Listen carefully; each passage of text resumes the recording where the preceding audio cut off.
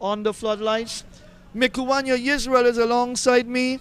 The toss won by Guyana, and they've decided to bat. Have a bat first. They want to get some good runs on the tins. The umpires for this game, Imran Mokan and Linden Rajkumar. He's from Trinidad and Tobago. They're both school teachers. And the reserve umpire, Stefan Josiah, who's also a teacher.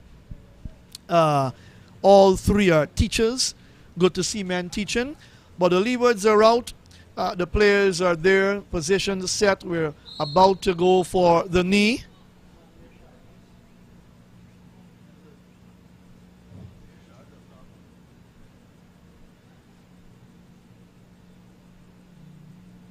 In solidarity with our brothers and sisters all over the world.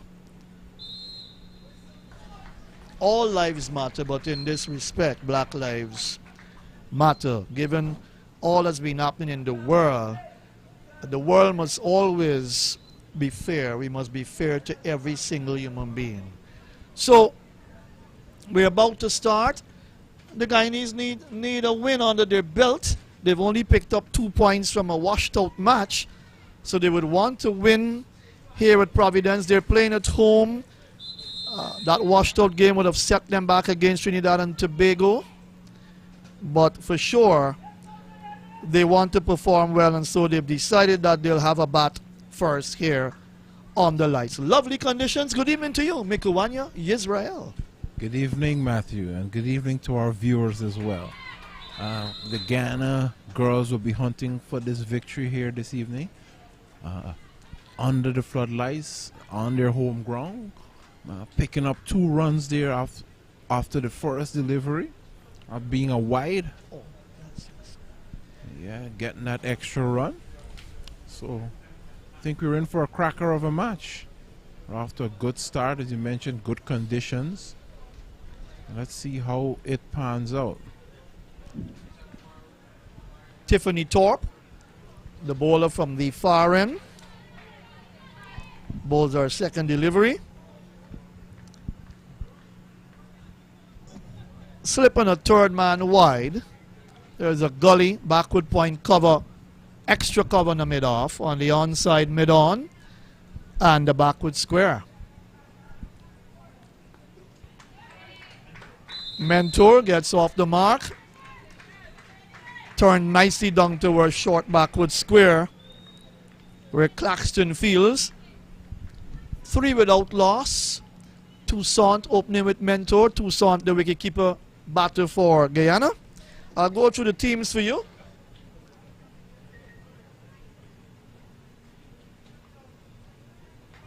The teams for you, the Guyana side: Mangru, Mentor, Shemaine Campbell, the captain, Gajnabi, Toussaint, Grimman, Schultz, Monisar, Sharika Campbell, and Tremaine Smart. Guyana would have left out Sherry Ann Fraser. She picked up that injury in the previous game to her right knee. Millington comes into the side as well for her. And Giddens and Kumari Prasad also out. But Millington gets her first game. The left-hand orthodox spinner. She no doubt will add balance to the side. I'll go through the Leeward side for you.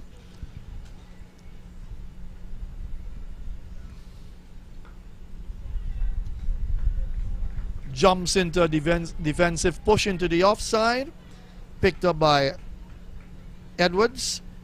The Leewards: Therese Parker, Sharika Hector, or Shanisha Hector, beg your pardon, Rosalie Jollabale,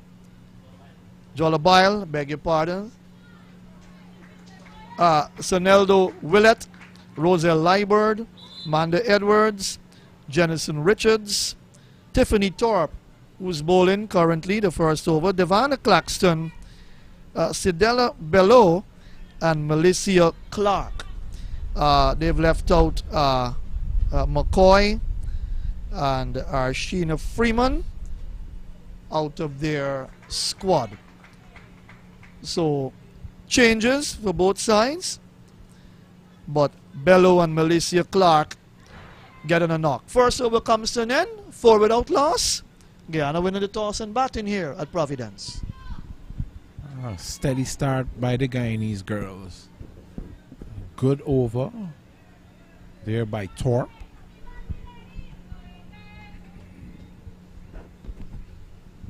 So far, you look at the matches played.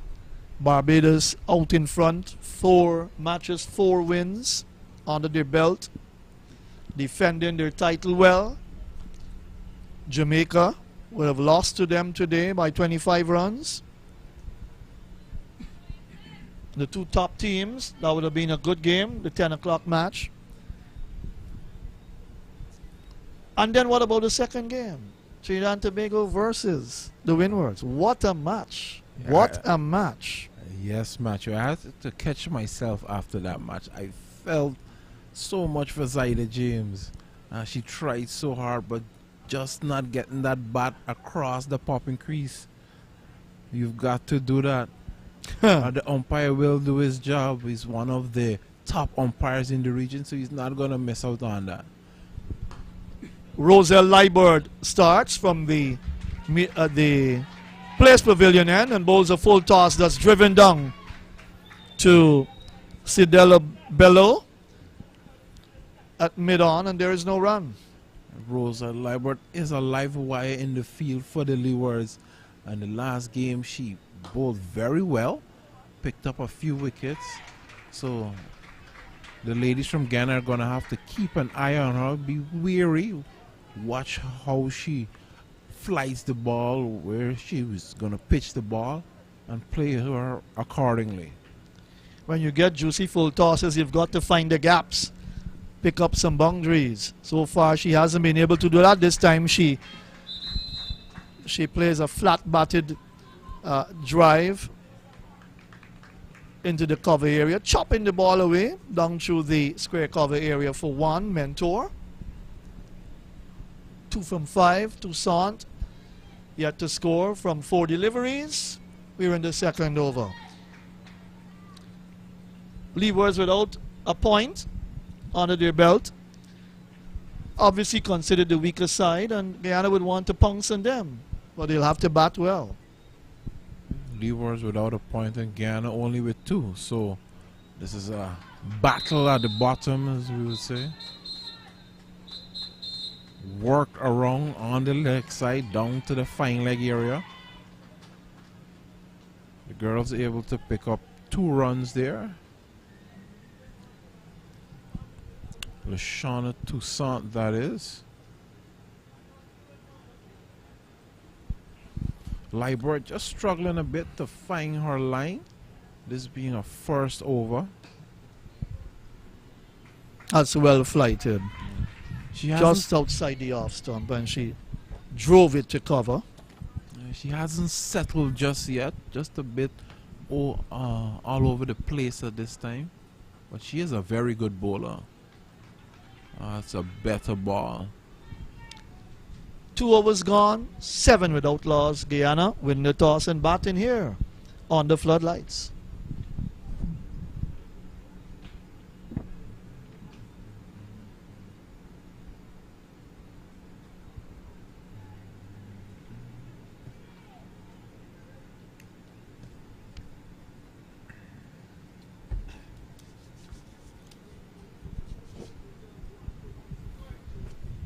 It's a really nice evening here at Providence. Just want to encourage our listeners and our viewers, if you're in the area, please come on down.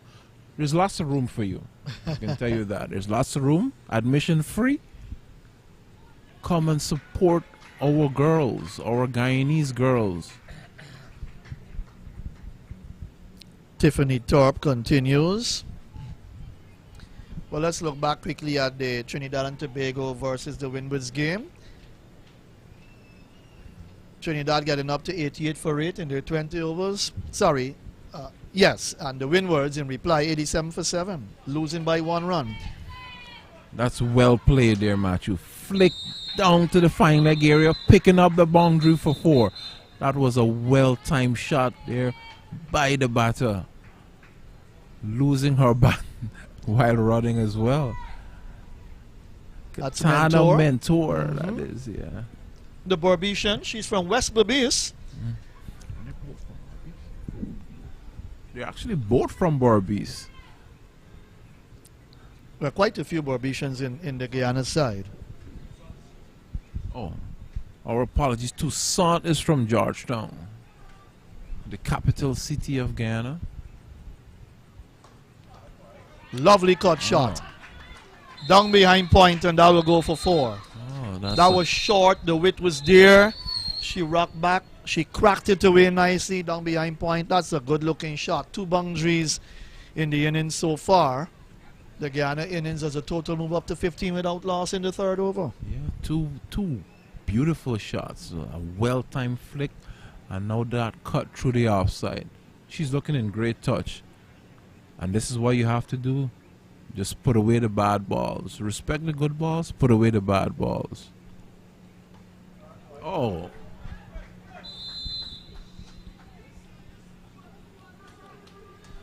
Flying through the slip cordons, just beating the diving gully fielder down to the 3rd man. They're going to pick up that single there. She got lucky. A streaky shot trying to cut that again. Just a ticket outside edge.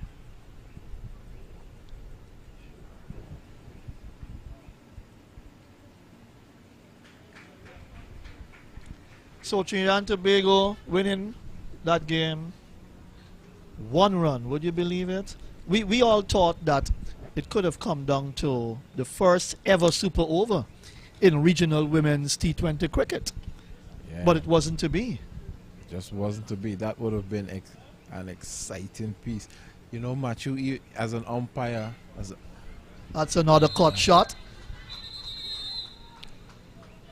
Beating the slip fielder to her right, down to Sidela below, who is below us. That's Shanisha Hector first slip. Tall young lady. The over comes to an end. 3 extras after 3 overs. Guyana winning the toss and batting. 17 without loss. yeah, the Guyanese girls are off to a positive start here. Looking good in this power play. But just to go back, you know, as an umpire, this is something that I've seen quite a few times. Batters not grounding their bat.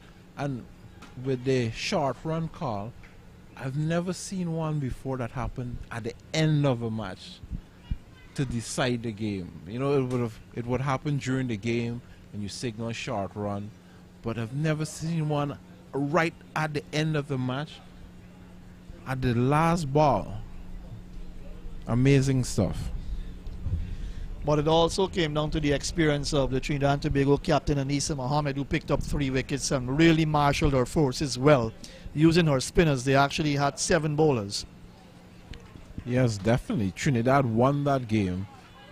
I think we were on and you said the game was Trinidad's to win and Windwards to lose. That's right. That's right. And that is exactly what happened.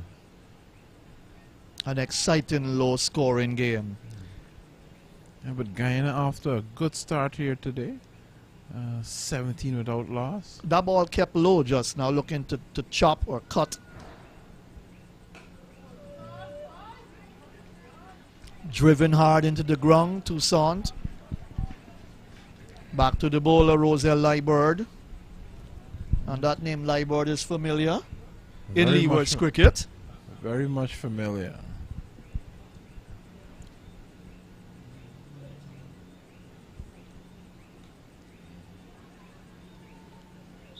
Guided square on the offside for the single. There is Toussaint. Good positive run-in. I always love that. That's great to see. Good positive run-in by the girls. Mentor hasn't had a good tournament so far, so she needs to get runs. 11 from 9. Toussaint will want to bat well as well. 4 from 13 so far. Steve Leewards, one of the selectors in women's cricket, is here. Oh, excellent. Along with Courtney Walsh, Yeah. Travis Dowling from Guyana. It's quite like a little mini reunion we have here. Junior Murray is here, Corey Collymore, Ryan Hines. Everyone is here in Guyana. And she's bold. You've got to be wary of Leewards. Bold. Right, Katana Mentor, bowled by Leewards. Looks like the ball just came back into her, gripping and just coming back into the batter. So Katana Mentor, she's out. Bowled Leewards 11. for 11.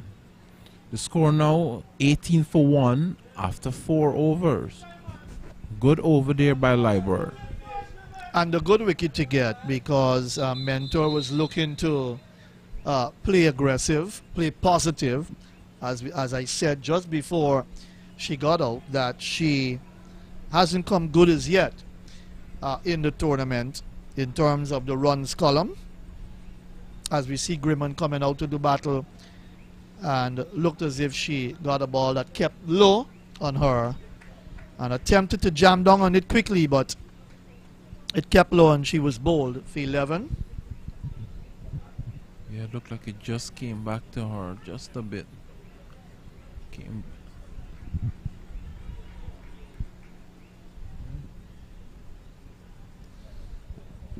Two boundaries.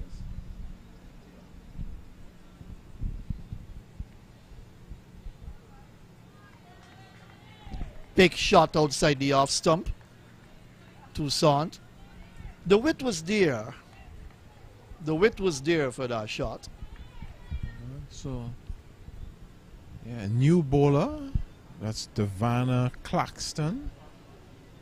Floating that one wide outside the off stump. The batter chasing and missing out on the shot.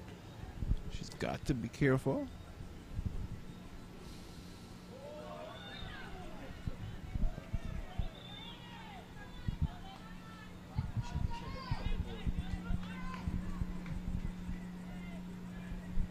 Shanisha Hector is the bowler from the far end.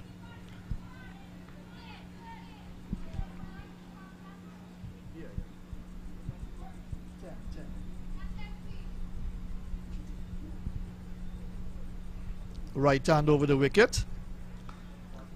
Full toss. Nice shot, but straight to the point fielder.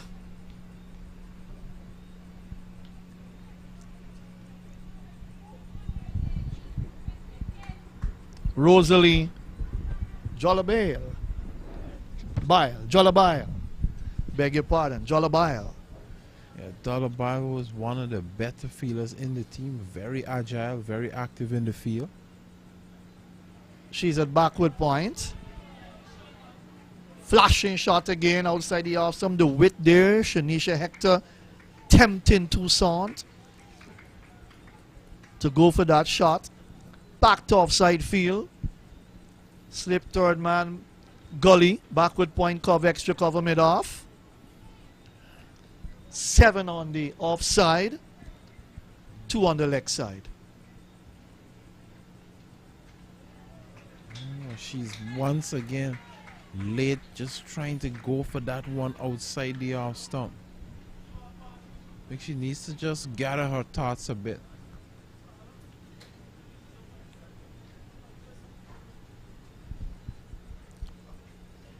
I think it's a good move for Guyana to win the toss and bat first, because they need to bat out their 20 overs there and they need to get a good total.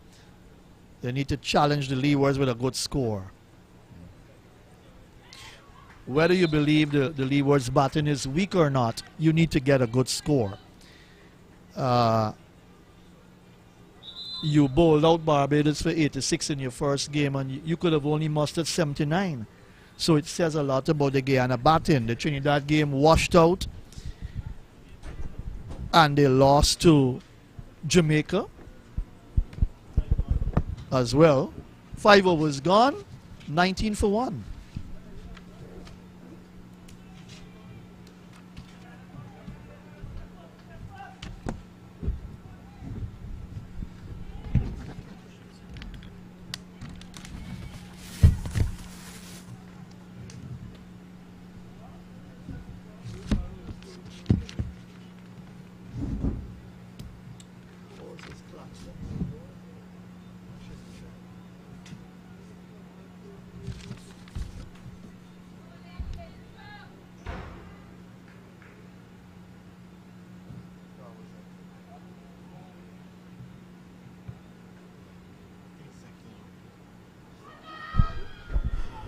Full toss to start the final over of the power play.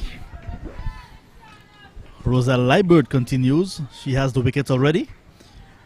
The early wicket of Mentor.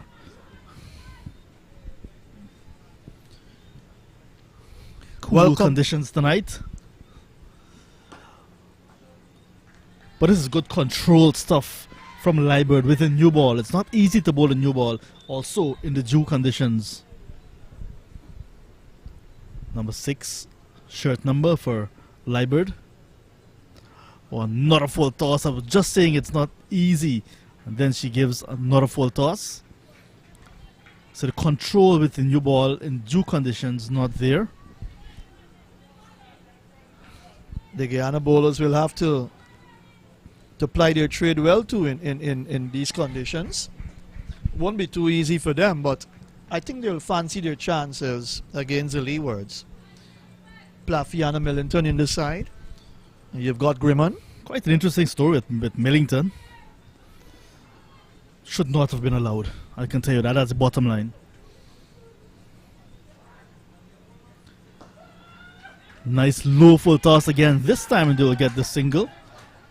Playing it through the onside. So Grimmon played international cricket. You need to come at this level, stamp your authority. I like her, you know. I have a lot of time for Shanita Grimmon. But she must want to do well for herself. She's been getting the opportunities. She opened the batting for Guyana before. She opened for the West Indies. Somehow she has fallen away just a little bit. Tournaments like these at a domestic level, the time when she got to go back to the drawing boards, work on her game, and come back hard, and really let the selectors know that she's available for the West Indies. And it's really about grabbing the opportunity when it comes. I don't think Guyana would be very pleased so far in this tournament with their performance, to be honest. Not a low full toss. Toussaint trying to hit this ball too hard, Matthew. And she has already faced some 23 deliveries in the power play, just 21 runs on the board. I don't think it's a very good power play for Guyana.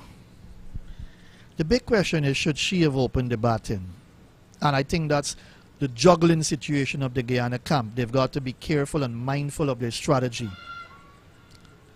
The battle plan. When Guyana is batting, the bowling department, not much of a problem. But how do you prepare your order, your batting order? Yeah, a single, a wide, and a leg by to end the 6th over. 22 for 1. Power play done and dusted. Should have been a better power play for Guyana. A couple of full tosses not put away. Couldn't find the gap to Sant and Mentor, but Mentor would have picked up 2 boundaries in her knock of 11 when she went with the score 18 for 1 in the 4th over. But the Guyana batting sometimes, John, looks a little bit too timid, sometimes a bit uncertain. At the top there, you've got young ladies who can bat well. You've still got like the captain to come, Campbell. Gajnabi, who scored a lot of runs in the intercounty tournament, hasn't quite come good as yet too. Yes, there was a washed out game, but you lost to Jamaica.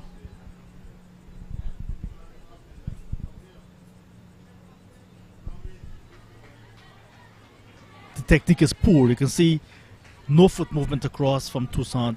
Just hanging the bat out there, hoping that the bat will connect with ball, but not quite getting to the pitch. And just trying to manufacture a shot rather than to play a shot with some amount of authority. You mentioned Katana Mentor. She looked good for her little cameo, but you need to carry on after getting a start. No one will make runs for you, especially in the pavilion. You need to carry on. Campbell, the captain, we don't know what she can bring to the table, but the others are wrong now, need to step up. I would like to see Campbell bat on a 3 to allow the others to bat around her. Another swing and a miss, fishing outside the off stump, but Campbell's not a 3. Experience again in Grimmon at 3. She needs to bat long, get some runs, and take some of that pressure off of Campbell. Likewise, Gajnabi, the name you just mentioned, looked good in the local tournament, but this is where it counts. This is the bigger stage. As we say, this is the real McCoy. The real McCoy. Hector realizing that there's deficiency in Toussaint's ability to play outside the off stump, and it's feeding her just outside the off stump there. There's a slip. There's a feel at a wide slip as well, bordering on a gully, but very deep. Third man defensive, backward point, extra cover, and a short mid-off, and also a regulation mid-off, very straight. So feeding her outside the off stump because she's weak over there. Back up the track. 4 dot balls already in the over. I think she's been smart. Most of her deliveries has been wide of the off stump, just inside that zone, to not be called wides. Shanisha Hector, the captain of the Leewards side, has a plan. A ball into the 7-2 field. So obviously she wants to outside the off stump. We've seen in T20 cricket shots being manufactured so far, not giving anything away. Hector, 5 dot deliveries to Toussaint, and we've seen some uncharacteristic, unorthodox cricket shots being played, especially in the men's version of the game. Not to say that it's not applicable in the ladies' version, and this is where now you need to back yourself, back your ability. But Toussaint is low on confidence. 29 deliveries, just 6 runs. We'll not see her trying anything different. She's battling for survival.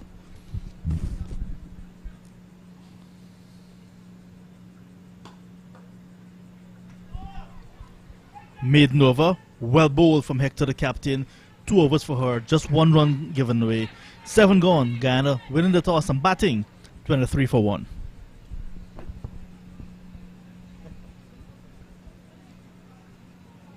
You can sense that Toussaint is struggling to get the ball away, and Hector, playing on her weakness, bowled a maiden over. But Hector's plan is clear as the captain.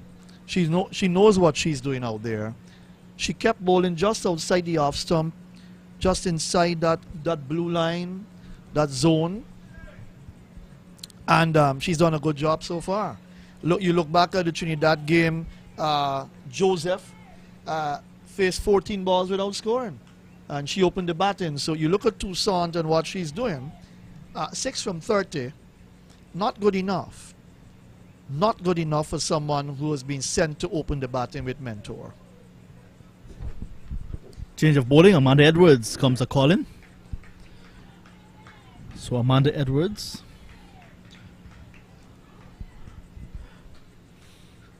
As an opener, you need to lay the foundation. You need to make it a bit easier for the batters to come. But this is not what Toussaint is doing at the moment. Putting pressure on the rest of the batting. That's a good save. Well done. Jennison Richards. The fielder at straight mid-off. Brilliant. There's a plan. The mid-off, you cannot see to your monitor. We apologize for that. But the mid-off is very straight. And I think that's what umpire Imran Mokan is saying. Perhaps it's a bit too straight for his comfort. And now he's asking for some assistance, because I think she probably hurt herself and she was trying to stop that ball as well. But the Leewards have done their homework. They're looking good so far. This is the 8th over at Guyana. 24 for 1, just under 3 runs per over. About 3 runs per over. You don't expect a Guyana side to be struggling against the Leewards, the weakest side in the tournament, but cricket is cricket. Yeah. It's another game. It's a fresh start. I guess you were saying the Leewards, the weakest side, because they have not yet won a game. They don't have any points on the table as well. Guyana's only points came from a washed out game. Maybe they could have suffered the same fate as the Leewards, and both sides could have been playing to see who will have the first points in this encounter. So the Guyana side maybe lacking a little bit of balance, because like I said, Toussaint sent as an opener, not doing opening duties just yet. Lots of deliveries. That's, if you look at that, that's 5 overs she has faced by herself and just 6 runs.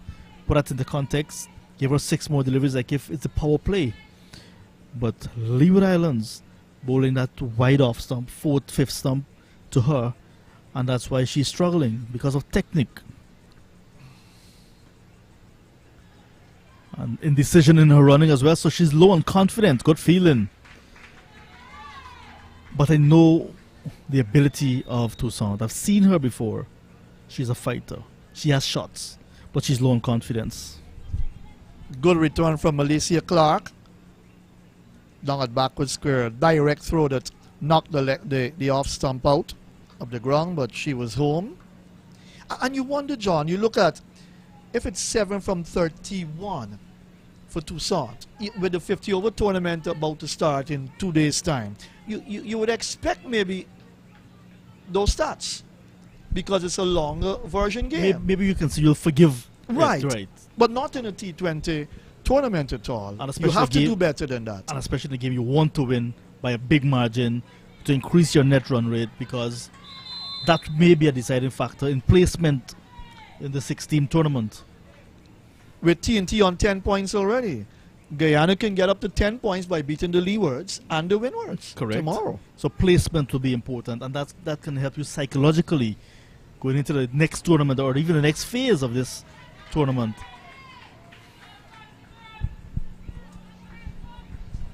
So you need to work on the technique of these girls. I remember a few years ago, Ryan Hercules, who's now the assistant coach of the Guyana Harp Eagles, working with the ladies. I'm not saying he is the solution, but I've seen his ethics. He has good work ethics, Ryan Hercules. Maybe he should have been given, he was with these Harp Eagles, but someone should have been there. Julian Moore, the head coach, someone should have been there to have these girls a bit longer, rather than that short window before a major tournament, coming against Barbados, Jamaica, Trinidad and Tobago. These are world.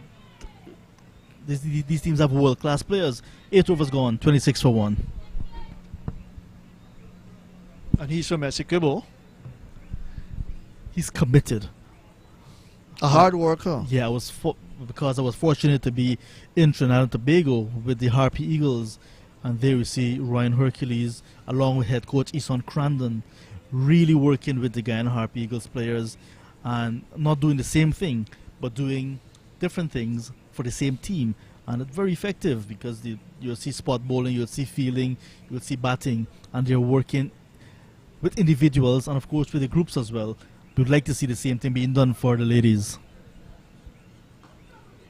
Hector starts a new over, and again on that off stump line, looking to tie up the batter, Lashana Toussaint. She gets a single early in the over, hands it to Grimman. Grimman is a bit aggressive as well. She is.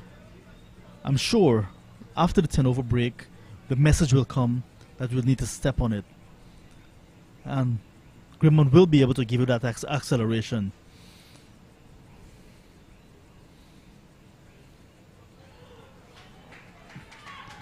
Beaten outside the off stump, played over that ball, trying a bit too hard. But this is intelligent bowling from the Leeward Islands. And there's the captain, Shanisha Hector. She has international experience as well. 7-2 field and bowling to the field. Look, her first 2 overs cost 1 run with a maiden. And she's in her 3rd over now. Edwards 1 over for 3. Torp 2 overs for 14. Leewards 3 overs 1 for 8. Good bowling.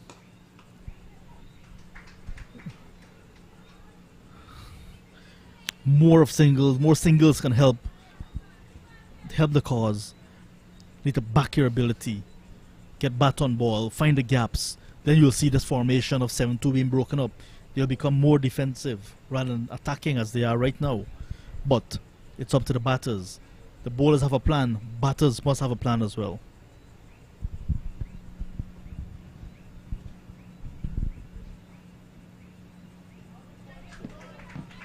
Slow ball. This one is flicked away. Gone for runs. Getting close to the boundary. And we'll get there. Umpire Lyndon Rajkumar confirms bat. So there's Toussaint getting a little bit of bat on that one. And we see the captain of the Leeward Islands straying on the leg side. Not bowling to her plan on that occasion. No chance at all for Claxton and Bello giving chase. A welcome boundary for Guyana, 32 for 1 in the 9th over. 3.69, the current run rate. Not good enough at all.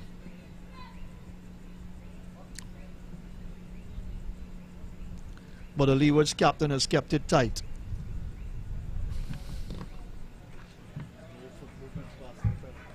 Looking for that caught shot. Yeah, but still planted firmly in her crease. So you gotta move that back foot with that trigger movement, open up her stance, and use the wrist. It's there because width is on offer, but because she's planted in her crease, not getting across enough to open up. A more aggressive batter would have been Sherry Ann Fraser. She's injured. Right. Very good hit of the ball. She hits the ball clean. A West Indian player as well. In good conditions like this, fast outfield, fairly well, very big outfield as well, good batting track. How about a Tremaine Smart at the top of the order? Yes, yes.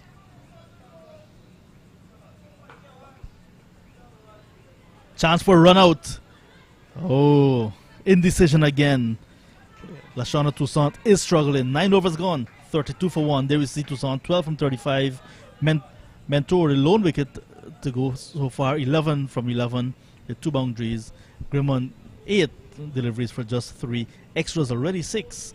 32 for 1 after 9. The struggle is on. Leewards applying the pressure. They've got Guyana in a position where runs are not coming, runs are not flowing. And in the T20 format, you've got to have a better total on the tins after 9 overs. So they've really done well, the Leewards, to restrict Guyana, who badly wants to win a game at home. In the air. Mid-off is a bit too straight. Will get some runs. Gone for 1. Looking for the second. Will come back. The fielders relaying it to each other. Third one is on as well if they run well. And they will get 3. 3 runs at the start of the 10th over. Amanda Edwards now in her second over. After this, the players will have a break. Refreshments break. That is like a strategic break as well to rethink your position in the match. That's a gift. Not taking Lashana Toussaint do not like gifts. It was quicker. She pulled it down, but it was outside the leg stump and called wide.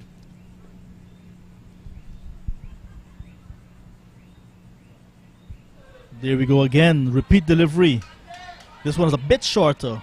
A little slower as well. And yet, Toussaint cannot get bat on ball. Just train in line. Those are gifts, Matthew. Yes, just train in line, Edwards. Looking for the sweep shot and not making contact thus far.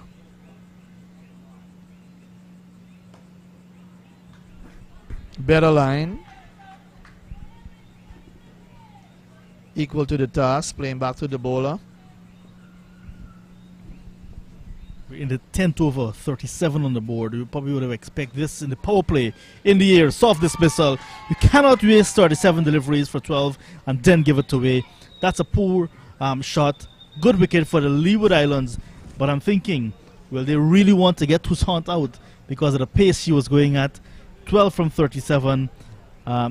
Maybe Guyana will be happy. Maybe, I'm just saying, to see the back of Lashana Toussaint. She was struggling.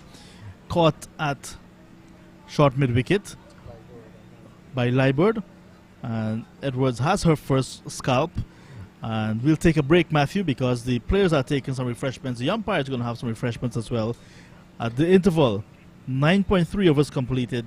Leeward Islands have the Guyanese 37 for 2 after Guyana won the toss.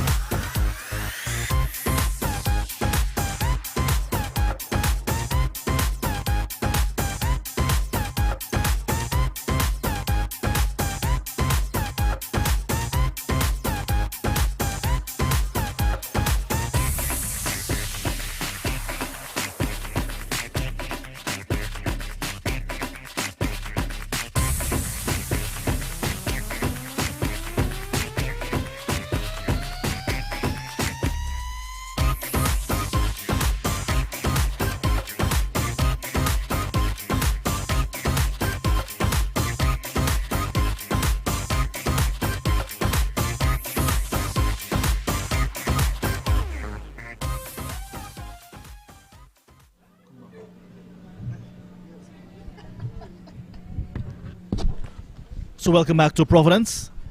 And just seeing the fall just before the break, the fall of the second Guyana wicket, that of Lashana Toussaint, caught at short mid-wicket by Roselle Leewards of the bowling of Edwards. It was not the end of the over, so the over will continue. The new batter is the captain for Guyana, Shemaine Campbell. She's right-handed as well. So now we can see immediately the field has gone defensive without Campbell facing a delivery. Still in the 10th over, 3 deliveries still to go. Toussaint gone for 12 in this over from 37 deliveries, painstaking. Short ball, there is foot movement from Campbell immediately. Just moving across and outside the off stump and got the single. She's off the mark. And this could be a very crucial passage of play for Guyana, because the other batter at the other end, Shanita Grimman, can feed off of the confidence and feel less pressure now that Campbell is there, who can rotate the strike. She was not getting that with Toussaint.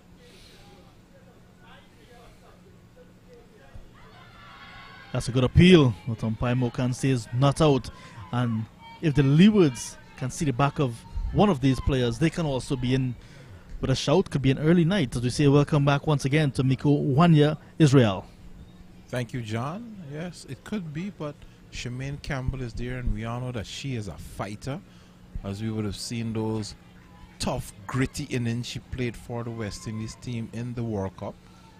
And now she's leading her home team, Guyana, and she's going to carry that responsibility on her shoulders. So we're in for a good innings, I believe, from Guyana. It's early, halfway there. We're halfway, 10 overs, 38 for 2. So let's see what more the girls from Guyana can muster and add to the scoreboard. We deserve a treat, and our captain can give us that treat. Melissa Clark will pick up the attack. You know, sometimes when the tournament is set up the way it is, brings out the best in some players. Groping and beating the outside edge. Well bowled. You can see Campbell there showing, gesticulating away movement after pitching. Well bowled from Clark. Yeah, yes, definitely. That one looked like it pitched and it just left her. And it caught Campbell in a bit of a no woman's land, and she was just fishing for that one outside the off stump. Slip in play. Natural away movement. So that was what got Campbell in the previous delivery, because it was much straighter, was on the line of the off stump, and just a hint of movement. This time we saw exaggerated movement, sort of like a banana swing going into the gloves of the keeper, Therese Parker. Good bowling there by the captain. Ooh, looked like Campbell may have just been trying to close that face there, and that away movement is like sort of like a top edge, but not really. Yeah, nice full and straight delivery this time from Clark. Clark has some tricks up her sleeve. She looks good.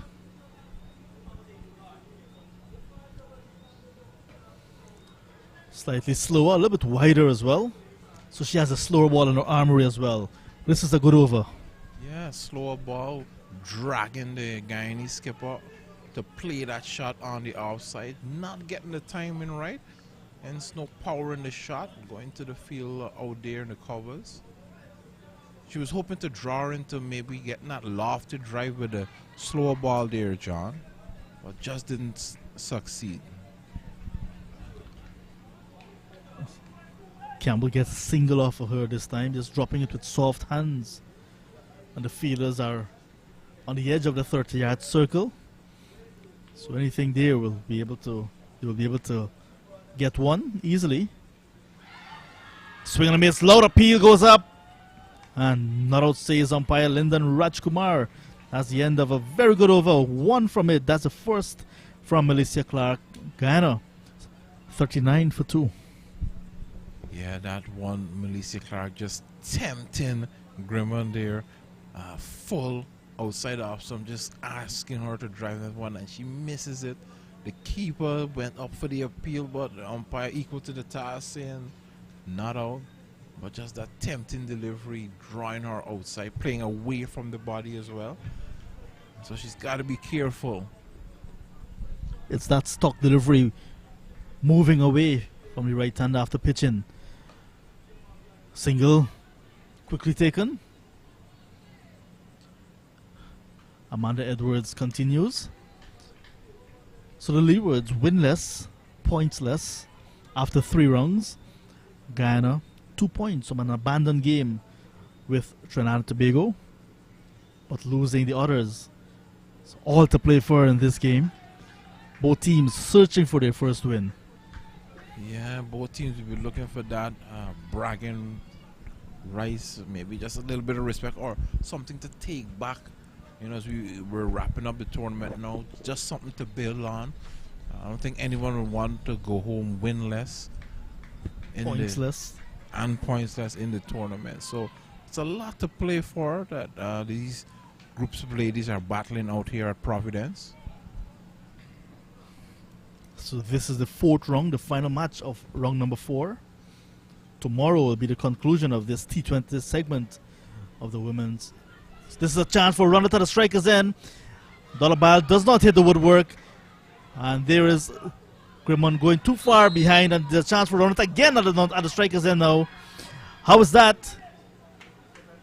And umpire Mokan says not out. What happened there, Mikowanya? That was a bit of confusing cricket there, John. It seems like they returned from Dolabile to the keeper, and the keeper just thought it was going to hit the stumps, and she just allowed it to go through. Nobody was backing up close enough, and the overthrow was on, but Grimond was really scampering for her creases. She went way past the striker's end, and then she had to turn back after her captain called her. Eventually she got there. I don't think we see a lot of keepers doing that. You know, you want to take the ball and effect that run out. Or even if you don't take it with the gloves, you put the pad behind there to stop it from going beyond. So, not a good round of cricket there. And even as we see, there was another chance for a run out by the fiery Leewards in the field. But I can understand that the Guyana side recognizing the need to accelerate, trying everything. This one is down the leg side wide, already signaled by umpire Mokan. And they're going to go and complete 2, looking for the 3rd, 1 for a throw. No, they will not chance the arm. Some runs coming Guyana's way, and they'll take it. Score moves on now to 47 for 2. So getting close to their 50. They'll need to really step on the accelerator after passing 50. They have a little bit of momentum now from this over. That's a beautiful shot, driven but all along the ground to cover. Single to end, 12-48 for the loss of 2.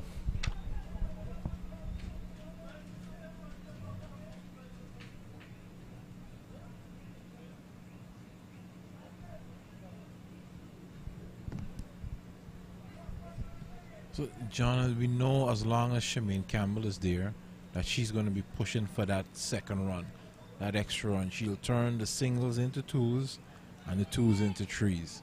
So her partner, Grimond, has got to be equal to the task, because, you know, she's going to be driving to get this victory for Guyana. She's a very determined young lady, a great spirit, loves the game of cricket. The Leeward Islands can recognize that Guyana want to get on with things and can also be equal to the task in trying to effect the run out. There's some great fielders in the Leewards setup. There's Dolabile, there's Leewards. They're all fire in the field. Clark once again, and again beating the outside edge with that away movement. Yeah, I'm impressed with the Leeward Islands fielding. The Windward Islands as well. Hitting the woodwork on a regular occasion, more often than not. So the ground feeling has been good. I think the only, what we want to say, is disappointment of this tournament would have been the batting. I think the bowling has been excellent. I think the fielding has been excellent. As you just mentioned, some fielders from the Windies. And let's not forget Trinidad in the previous game. Cooper, lightning in the field, excellent fielder, excellent boundary patroller. So the feeling from the girls have generally been good, above average. So I was saying that tomorrow the tournament will conclude with 3 more matches. The 5th and final round tomorrow. Campbell opens the face of the bat. We get a single to third man. So tomorrow will be Jamaica and the Leeward Islands to open at 10 hours. Barbados take on Trinidad and Tobago in the second match at 2:30 p.m. Guyana time. And the Windward Islands take on Guyana in the night game. Another single. So rotation in the strike now between Grimmond and Campbell. So the Leeward Islands will do what we are doing, having the late game and the early game in the morning. Yeah, they got to get to bed early. You know, after this, got to get to bed early and prepare for that early morning match. Are they staying out there? This one is played into the onside. Runs for Campbell. She's going to get the boundary that she is looking for. Slightly on her leg. So Clark pitching on the leg of Campbell. And she's not going to miss out. Very full ball, low full toss. And she gets the treatment. 50 on the board, 55 now for the loss of 2 wickets. The 13th over. The projected score at the moment, 86. Guyana will need more than that. Yes, definitely, John. I think they want to push for the triple figures. I think, you know, that's the only way to try to be safe. The triple figures, the 100 score has not been that popular in this tournament. So I think, you know, just to get that safety, they want to try to get up to 100. We saw Trinidad scoring 88 in this match. And the Windies almost getting home. Almost by a few inches. Or an inch. 13 overs gone, 56 for 2. But I was telling Matthew and Clyde Butts off air that the tournament has come alive in round number 4. We saw that big game this morning to start things off, Barbados and Jamaica. Barbados got to 129. Jamaica fell 25 runs short. And then that nail-biting encounter in the middle of the day between Trinidad and Tobago and the Windward Islands. Zaida James made a big difference. Swept away. Boundary again for the Guyana captain. And Campbell now a boundary in the previous over. And another one at the start of over number 14. So Edwards straying on the leg stump and being punished. Well put away there by Campbell. Well-timed shot. Guiding it in, beating the fielder there at the short fine leg and picking up the nice boundary as the score moves on to 60 for 2.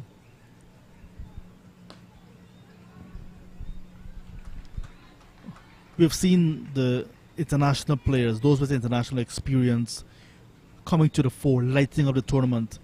I would like to see those players on the fringe putting their hands up, really trying to show the selectors that they're capable as well. Single taken now. Yes, most definitely. As we see what Shemaine Campbell is doing here, we would have seen also that experience from Anissa Mohammed in the previous game. I think when she came out to bat, she set the tone for the Trinidad and Tobago ladies, playing some wonderful shots, and her experience also in her strategy in the field. And this one is in the air, square on the leg side, and they're gonna pick up another 2 runs there. That was Shanetta Grimmond just getting a top edge there, sending that ball out square on the leg side. Fielder's not able to get to it to effect a catch, so she picks up the 2 runs.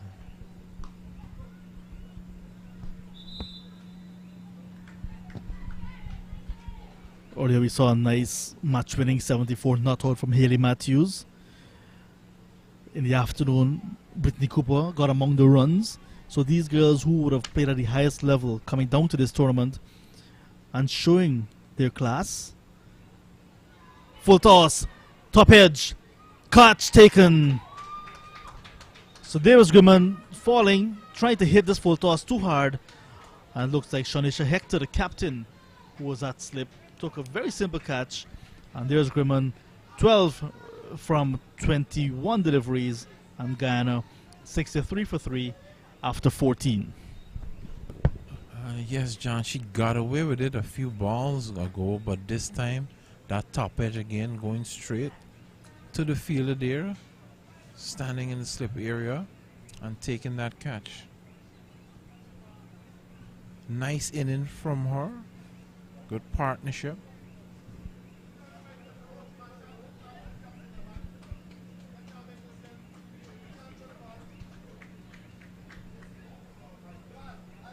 Even as you welcome Shabika Gajnabi to the crease. So it's a good wicket for the Leeward Islands to get just as the acceleration was coming. So Gajnabi will now come with slightly less pressure on her because there is a little bit of a platform now. She's free flowing, she has shots. She'll want to use this little momentum as well and try to give Campbell support. She can be explosive, she can score heavily as well. But the Leeward Islands bowling on top at the moment. Yeah, Gajnabi, we all know, well, in the local scene, she is one of our better female batters out there.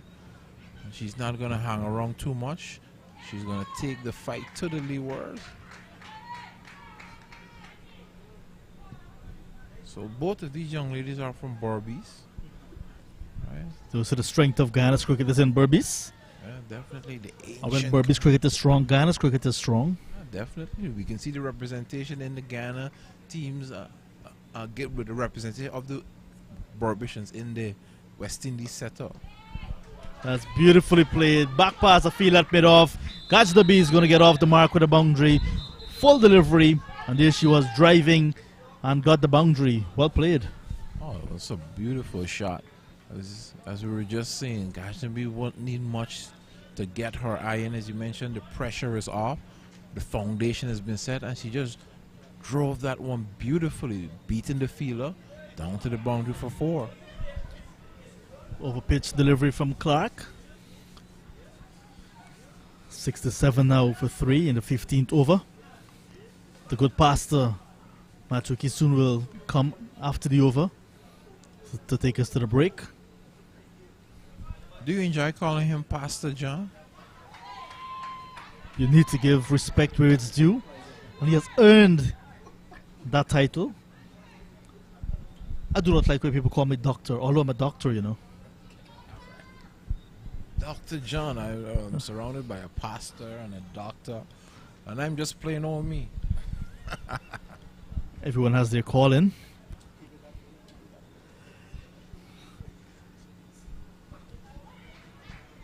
Two great colleagues, ladies and gentlemen, if you're watching, listening to us, John Ramsing and Matthew Kisu. I would have first met Matthew in the umpiring. When I started umpiring, it was Matthew Kisun who was guiding me. And now I'm starting my career as a commentator, and it's Matthew Kisun again. I just can't seem to shake him. He's always there. Pastor's giving you the light, man. Follow the light. You Nice see full delivery again. This is good bowling. Good stuff. It's either he's following me or I'm following him. So somebody's following somebody. There's an old saying, great minds think alike. You guys into umpiring, broadcasting, and big in religion as well. Swing and a miss to a wide delivery, and belated call from umpire Raj Kumar, the school teacher from Saparia, Trinidad and Tobago, down south. As Matthew was mentioning earlier, you know, there is a correlation between teachers and umpiring. You know, I don't think it's by accident that so many teachers are in this field. And we're seeing the correlation between umpires and broadcasting as well. That's a full-blooded drive, and there's Leewards trying to pluck that one out of the air. Excellent attempt Had that been taken, that would have been catch of the century. Yeah, 15 gone, 68 for 3. that would have been great from Leewards. I think Leewards is a victim of her own speed. I think she got there and was waiting for the ball to come. Very lightning in the field, very fiery, a very energetic young lady. Even as I welcome Pastor Matthew Kissoon back with me in our commentary booth. Hello, Matthew. Thank you, Miku. Wanya Yisrael, my good friend and brother, who I see so much potential in. A good young man, very humble. Has come a long way, 68 for 3. The Guyana batting hasn't come a long way as yet. There should have been maybe at least 88 for 3 or 90 for 3 after 15 overs, but it's been a struggle. Shemaine Campbell is fighting hard, 17 from 15. Gajnami just got a life. She hit the ball hard. She played a lovely extra cover drive, and she's very good on that shot. Gajnami, very gifted, talented cricketer, playing for the West Indies now. A young lady, but I'll tell you what, Miku, she's very strong through the offside. She drives the ball hard. I've seen a lot of those shots in the intercounty matches that she is battered in, and she hits the ball very powerful indeed. That was a scorching extra cover drive for 4, and then she got a life. So she needs to capitalize on that at 68 for 3 over number 16 about to start. Yes, definitely, Matthew. I think during our local intercounty tournament, she would have scored at least 1 or 2 hundreds, and they were big hundreds at a rapid rate of knots. I think she set herself apart. She let everyone know, hey, I am the senior player here. I am on the West Indies team, and my class is going to shine through. And that's what you're supposed to do. Not in an arrogant way, but just by how you conduct yourself, your professionalism, how you go about all the rituals for you to perform well. And she was great at that. She has a fantastic opportunity to play consistently well for the senior West Indies women's side. Look at that. Good shot. So right now in the crease are our 2 local representatives in the West Indies team, Gajnabi and Shemaine Campbell. Captain and vice captain, Gajnabi and Shemaine Campbell. So a lot is expected of them. She captained the Burby side well in the absence of Campbell at the initial stages of the intercounty tournament, and did a very good job indeed. I thought her captaincy was good. Yes, she did. And I would like to think as long as these 2 are here, if they're going to be here for maybe 2 or 3 more overs, getting to that 100 will be definitely on the cards. As we look at the projected score now, it's at 92. So with these 2 here, I think that'll go up just a bit. Yes, it should. They're looking to tick the scoreboard over, pick up the 1s, the 2s, get the boundaries in between, of course, or as much boundaries as possible. Muscled away there by the skipper.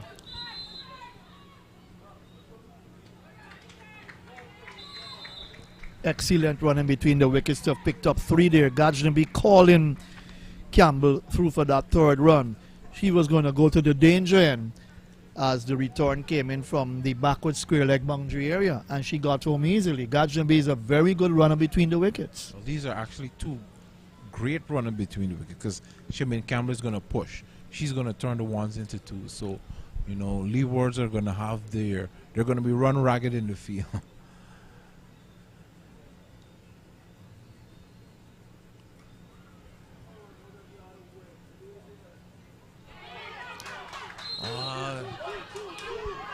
Again, that pressure, overthrows here by Dolabayo, giving away some extra runs there. That's not what they would want to do at this time. But there's that pressure from having Campbell and Gajnabi at the crease. and looking for the single.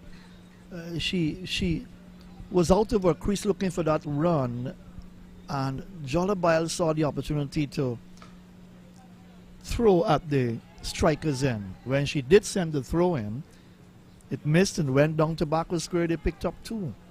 The keeper could have done a bit better there, Matthew, to stop in stopping that ball. 16 overs gone, 76 for 3.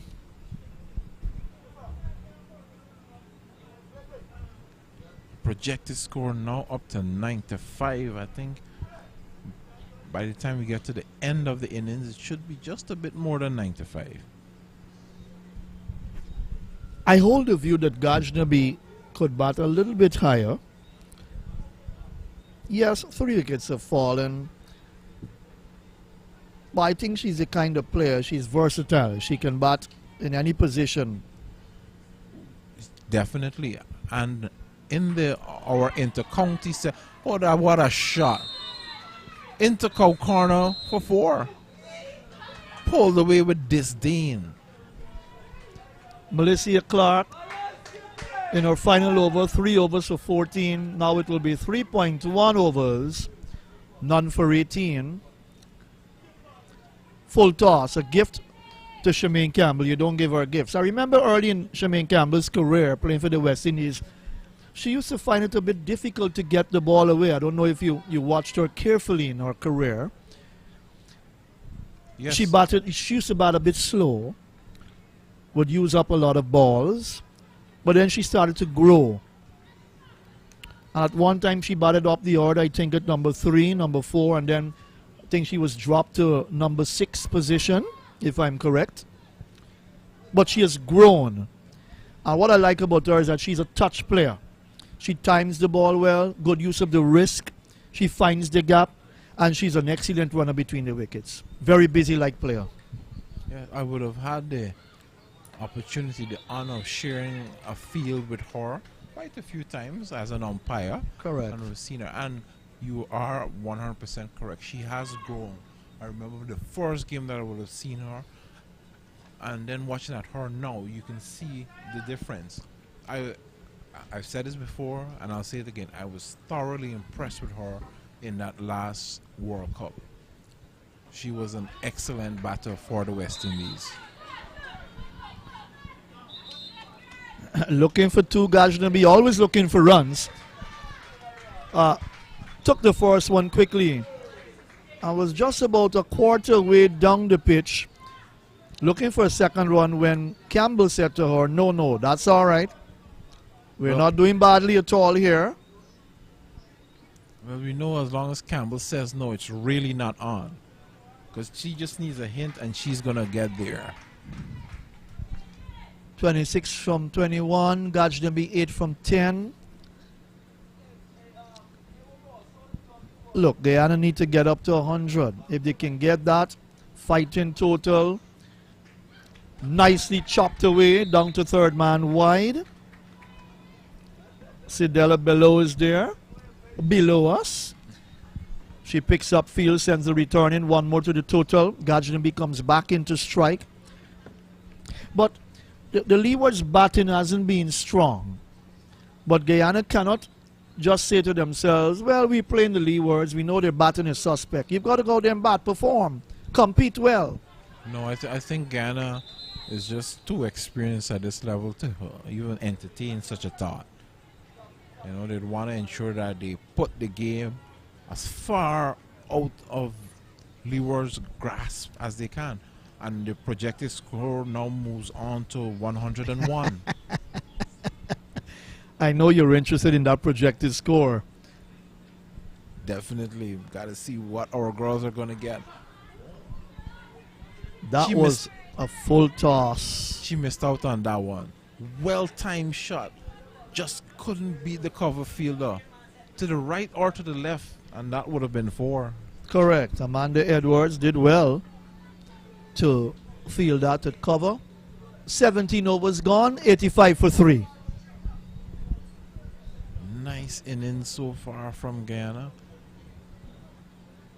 Looking to wrap it up now, close off the innings. Try to get as much as possible now with 7 wickets in hand. They'd want to push. I think from this point, you want to get at least 10 runs per over in these last 3. I think they've picked up 48 runs, if I'm correct, if my maths is correct.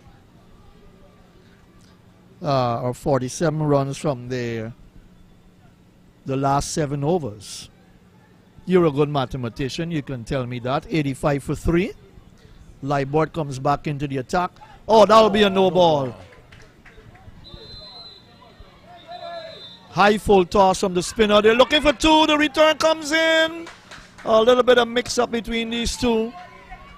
And that'll be a free hit, a signal by umpire Imran Mook, and it's all happening out here. So they would have picked up what? The no ball, and they ran what? 1? They ran 2. They ran 2. So that'll be 2, and then the no ball and free hit. So that's 88 now for 3. They need those runs. And they will take them. And in the Jew, that ball would have slipped out of Leewards' hand for sure. That was a high full toss from the spinner. I think the umpire may have issued a warning there to her. Oh, 4 runs. That was a beautiful shot there. Beautiful shot. But the fielder down on the boundary. That's the captain, Shanisha Hector. Shanisha Hector, she could have done a bit better there. Try to play a bit of soccer with the ball and missed, and went into the boundary for 4. I think the ball traveled so quickly to her that she realized she could not have got down with her hands to feel it, and she tried some boot work, and it didn't work out. A boundary. That's how good Gajnabi is. She finds the gap through the offside, especially between extra cover and the mid-off. Good shot. So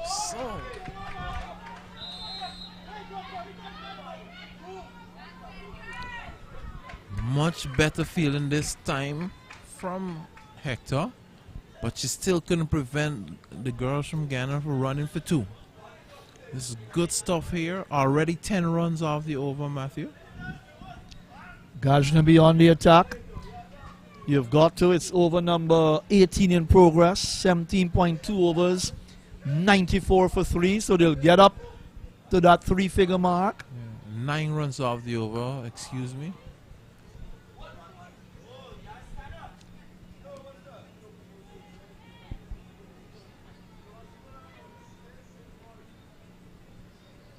Yes, they are going to push it now. Definitely 7 wickets in hand. This is going to be a big total for Guyana.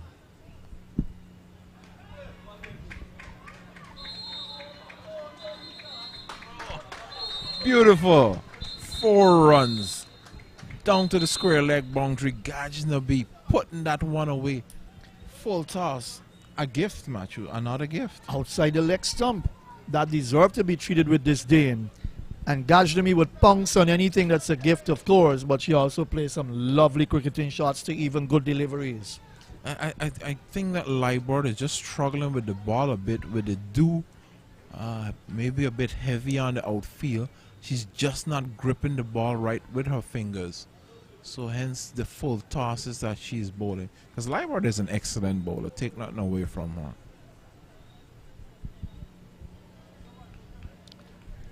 Missing out there, trying to run that one down to the vacant third man area. Just missing out on that one. But she's had an expensive over so far. Before this 3 overs, 1 for 8. If I'm correct. A little bit expensive in the context of her bowling.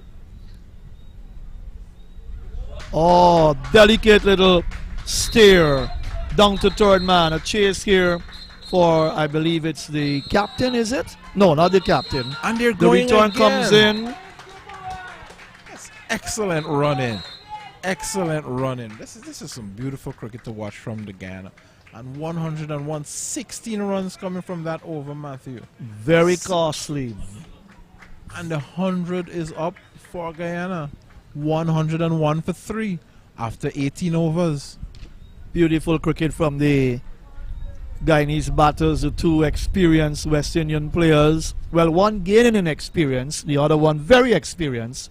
101 for 3 from 18 represents a wonderful comeback after at one stage Guyana was 37 for 2 in the 10th over when Toussaint went for 12. And in the 14th over there was 63 for 3 when Grimman went. So it's been a very good comeback by the two experienced cricketers. And you have to say that for some reason or the other, the Leewards bowling has just fallen away a bit. They've given away quite a few runs now. Yeah, I think the do is a factor, but take nothing away from the Guyanese ladies, Gajnabi and Shemaine Campbell. They are taking the fight to the Leewards. So maybe that cushion that they had in the first few overs is gone now. Now they're a bit under pressure. And we all know what pressure does. But Miku, won't the Jew factor be always present if you're playing night cricket? It will always be present. It's how you adapt, it's how you cope with the conditions. And here's where teams have a chance to learn, to develop, given these conditions. Right. Well said. Gajnabi 24 from 18, Campbell 28 from 24. Good Yeah. partnership. And they're scoring at a rapid rate. 40 runs so far for the fourth wicket. Oh, that's a wide one. It's very wide. Make that 41, the partnership for the fourth wicket between these two. That's very wide. A really good partnership. I think from a lot of the low scoring games that we would have seen, partnerships would have been lacking. 3 bowlers have completed their spells. Clark 4 overs for 23. Edwards 4 overs 2 for 24. And Leewards 4 overs 1 for 24.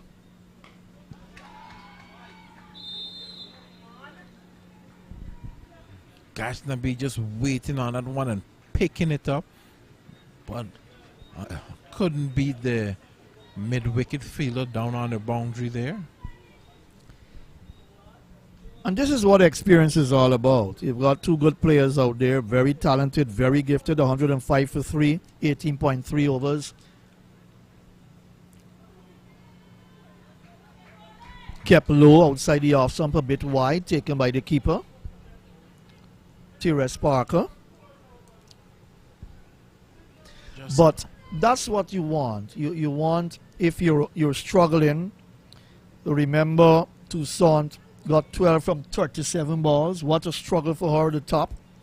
Mentor got 11 from 11, a runner ball. And Grimman got 12. Missed.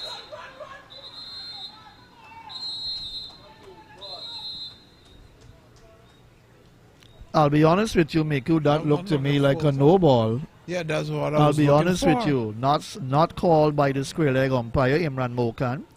But that looked to be a no ball. Yeah, that Not one criticizing the umpiring, but it certainly looked to be one. Yeah, we all know Shemaine Campbell is not the tallest woman on the field. And that one seemed to maybe to be over her waist. So I'm surprised at the no call there by the umpire. But he is in the best position standing there at the striker's end. 19 overs gone, 108 for 3. 1 over left to complete a smooth Guyana innings in the last 10 overs. Good batting. Yes. Excellent. 108 for 3. Projected score now at 114. And it's really good to see Guyana getting over 100 after struggling to get to 79 against Barbados. As John mentioned earlier, you know, we're seeing better play now from the ladies. So maybe just a bit of time is needed to acclimatize yourself with the conditions. I know we've had a lot of rain. They would not have had much practice sessions, or practice sessions would have been washed out. So it's now good to see the ladies starting to get into the tournament even as we prepare for the 50 over version. That's right. It's a wide signal by umpire Mokan. The captain has bowled well. She's now going to bowl her very first over, which is her final over, and the final over of the innings from the Place Pavilion end. 3 overs, none for 7 so far. Thorpe 4 overs for 29 runs.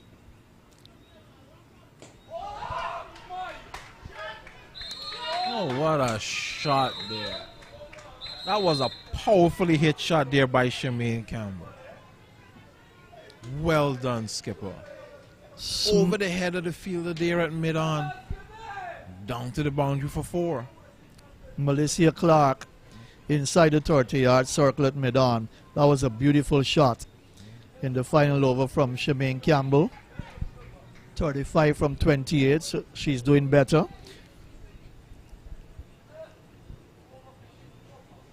Captain to captain. Shot. And that's a no ball as well.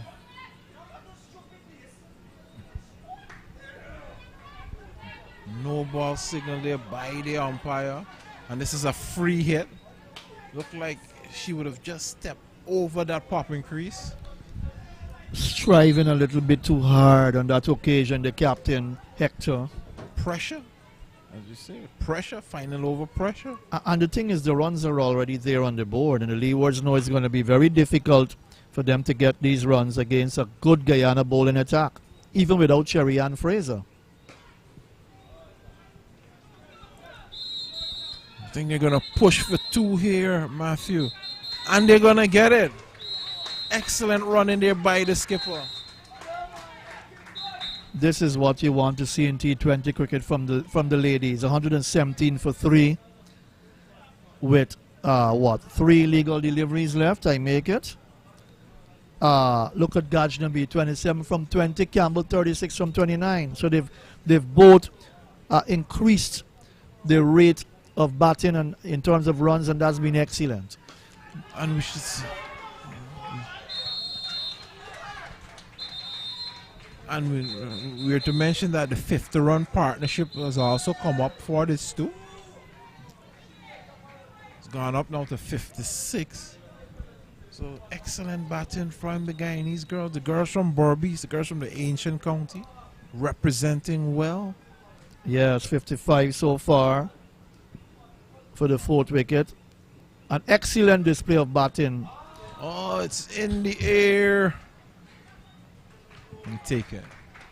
Catch taken by the wicketkeeper, looking to force it, continuing to force it away, Campbell, but leading edge flew high into the air and the keeper didn't have to do too much. Stood there, took the catch with both hands, and that's the end of Shemaine Campbell. An excellent innings coming to an end at a time when she came out to bat at a time when the Guyana top order struggled. Mentor 11, Toussaint 12, Grimond 12. And herself and Gajnabi put together a lovely partnership, I believe, of 55 runs for the 4th wicket. And Hector proving to be a little bit expensive in her last over, 1 for 17 from 3.4, has got 2 deliveries left as Tremaine Smart comes out, and she will stand at the bowler's end. And the small crowd we have gathered here just encouraging the skipper. She walks off, giving her a big round of applause. A shot down the ground.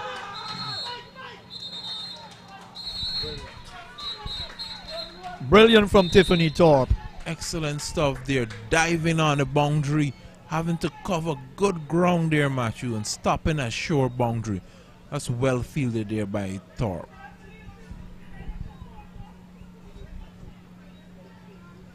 So we're down to the final ball of the inning, and it's going to be Gajnabi to face, the exact person we would want facing.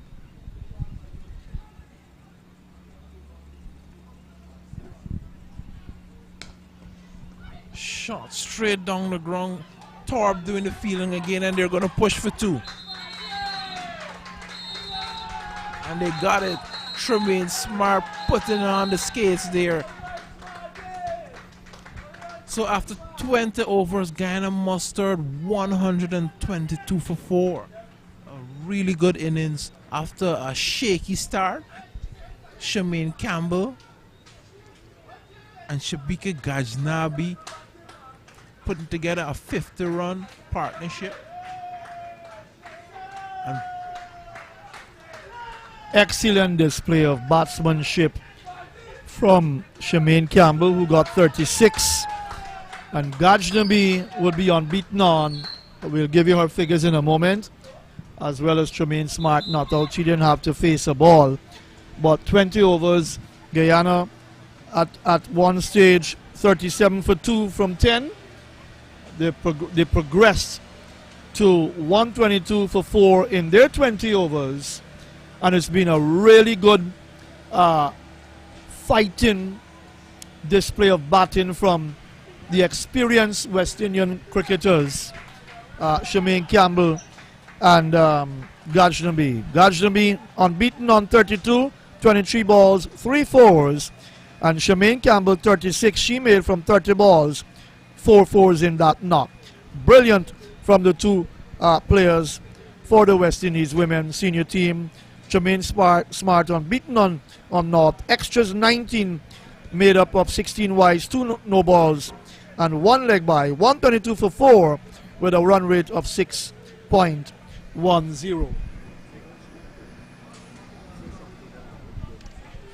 right, so we see a wonderful resurgence of the Guyanese innings. Well played by the skipper and Gajnabi. Bowling figures for you. Torp, 4 overs, no maiden, none for 29. Leewards, 4 overs, no maiden, 1 for 23. Hector, the captain, 4 overs, 1 maiden, 1 for 21. Very expensive in the final over. Amanda Edwards, 4 overs, no maiden, 2 for 25. And Melissa Clark, 4 overs, no maiden, none for 23. So that's the position from the National Stadium at Providence. We'll leave you for a few minutes just to let you know that the latest score here, Guyana winning the toss and batting in this final match on day 4 of the CG T20 Blast, 122 for 4. Join us back in a few minutes for the Leewards reply.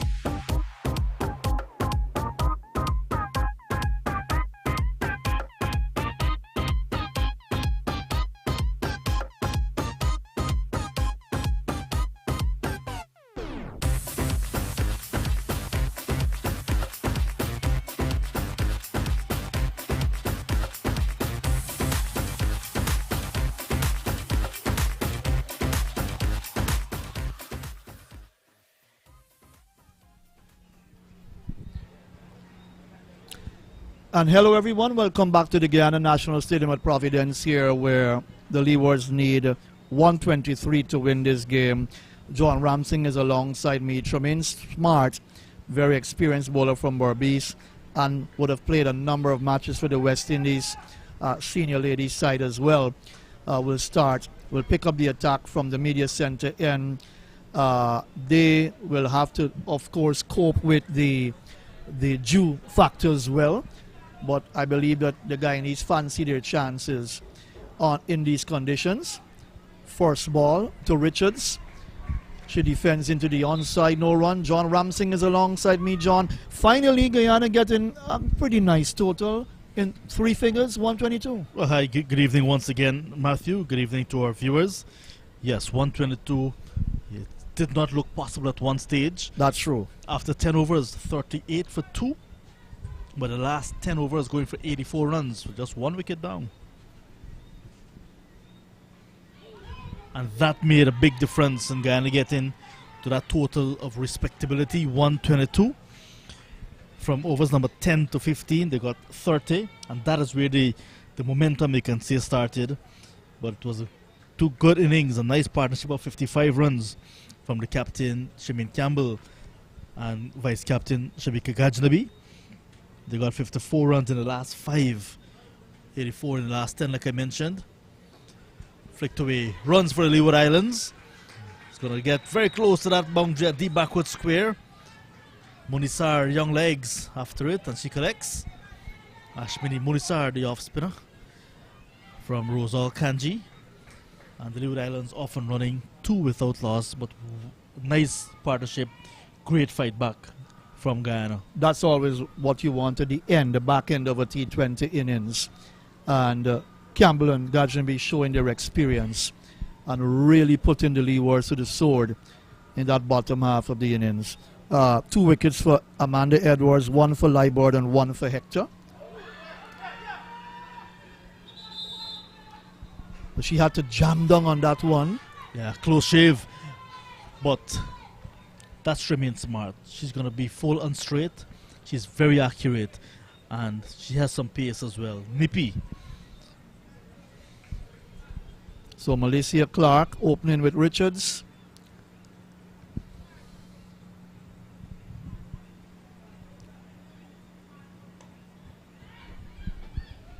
The extra pace, extra bounce. So there's a good decision by Shamin Campbell to open the bowling with the experienced Tremaine Smart. A little bit more pace with the breeze, bowling with the wind. Can drift the ball in a little bit more quickly as well, with some assistance from the breeze.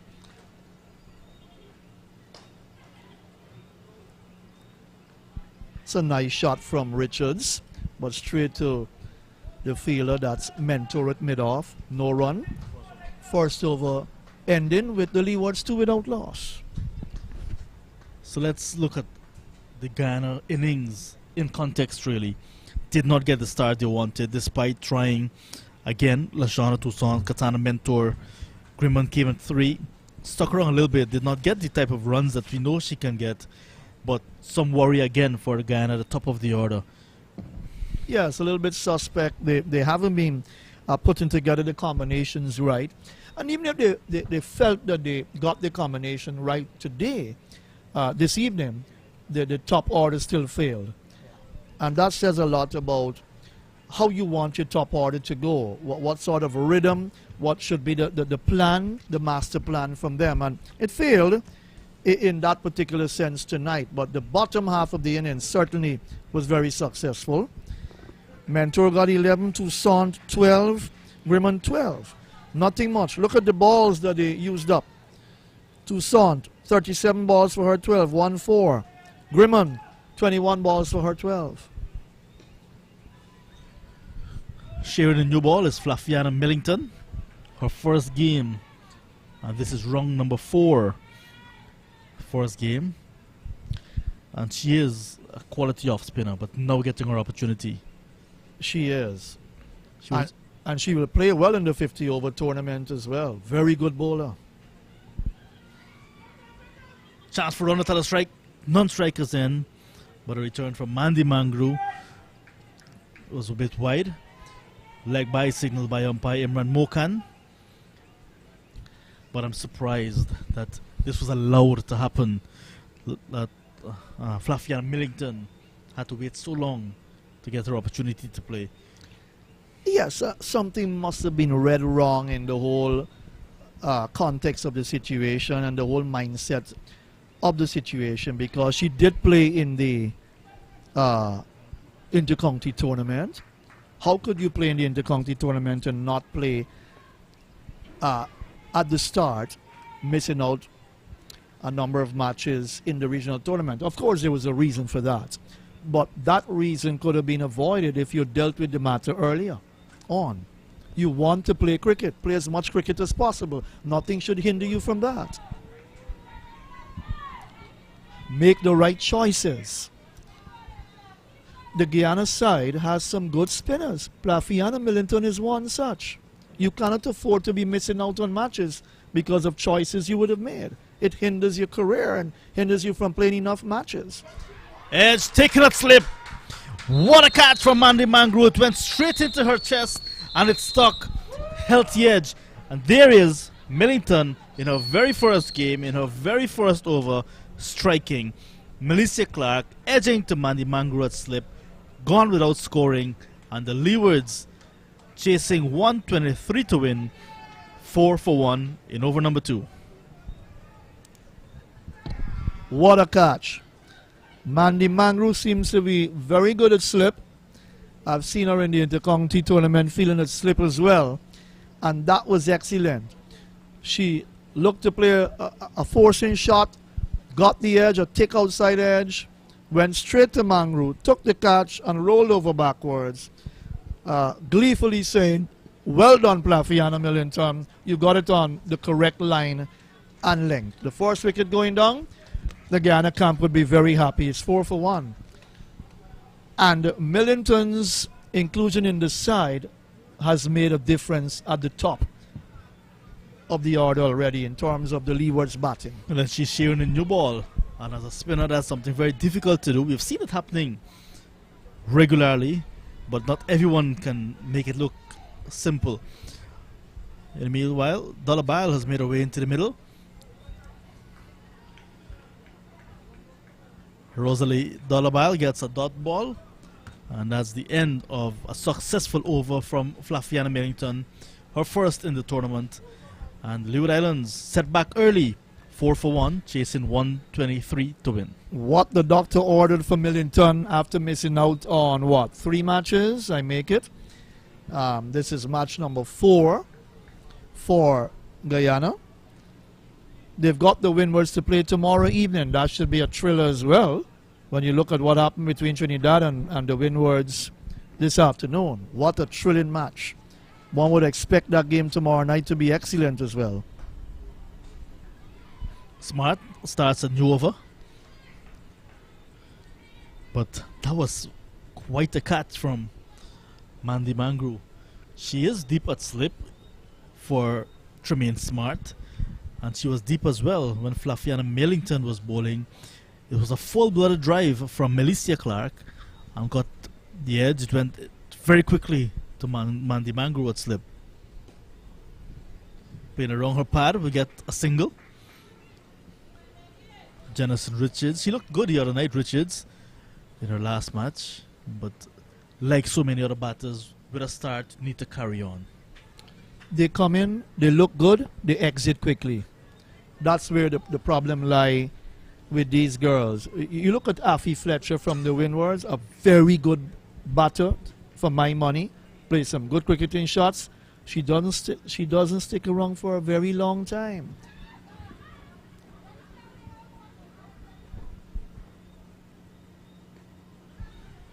Dolabile gets off the mark as well. And Dolabile is very dogged as a batter. Stubborn. She can occupy the crease. And she can do what she has done there. Pick up singles, rotate the strike. She looks good.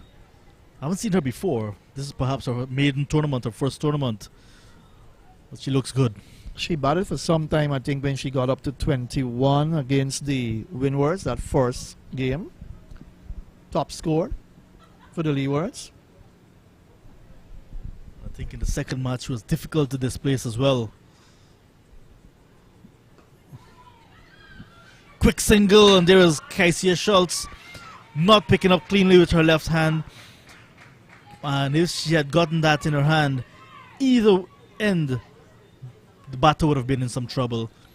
That was a suicidal single. Very close indeed, very close indeed. And I don't think the Leewards batters are very, very sharp between the wickets. Some of these girls are a little bit heavy too. And they've got to be a bit more fit. When you play T20 cricket, you've got to be fit. Your running has got to be spot on. But John, let's look at the Guyana bowling attack. You've got Smart. Gajami can bowl fast as well. She didn't open, of course. And look at your spinners. You've got Grimman to come. You've got Schultz to bowl as well. Millington started well, picked up that first wicket. The Guyana bowling side is not bad at all. Mandy Mangru as well with their off spin. Ashmini Munasar. Correct. Tickled away. And Dorabal, we got a single. Look at the keeper. Look at Shemaine Campbell go, even with the pads on. Lightning quick, chasing down to short. A fine leg. So that's the end of the other over. So 3 overs completed now. And the Leeward Islands yet to get any momentum. They're going very slowly, 8 for 1. And it's good to have options in the bowling department when you're playing T20 cricket. Of course, 50-over cricket as well. It's good to have options. The Guyana bowling attack is made up of more than 5 bowlers. So if someone is not performing well, you can call on the other. Of course, they would have missed the services of Cherry Ann Fraser due to injury to that right knee. Good pick up from Munisar as Millington starts a new over. In the reserve, there's Kumari Prasad, the SKBO captain. Correct. Right-handed batter, right-arm, medium fast bowler as well.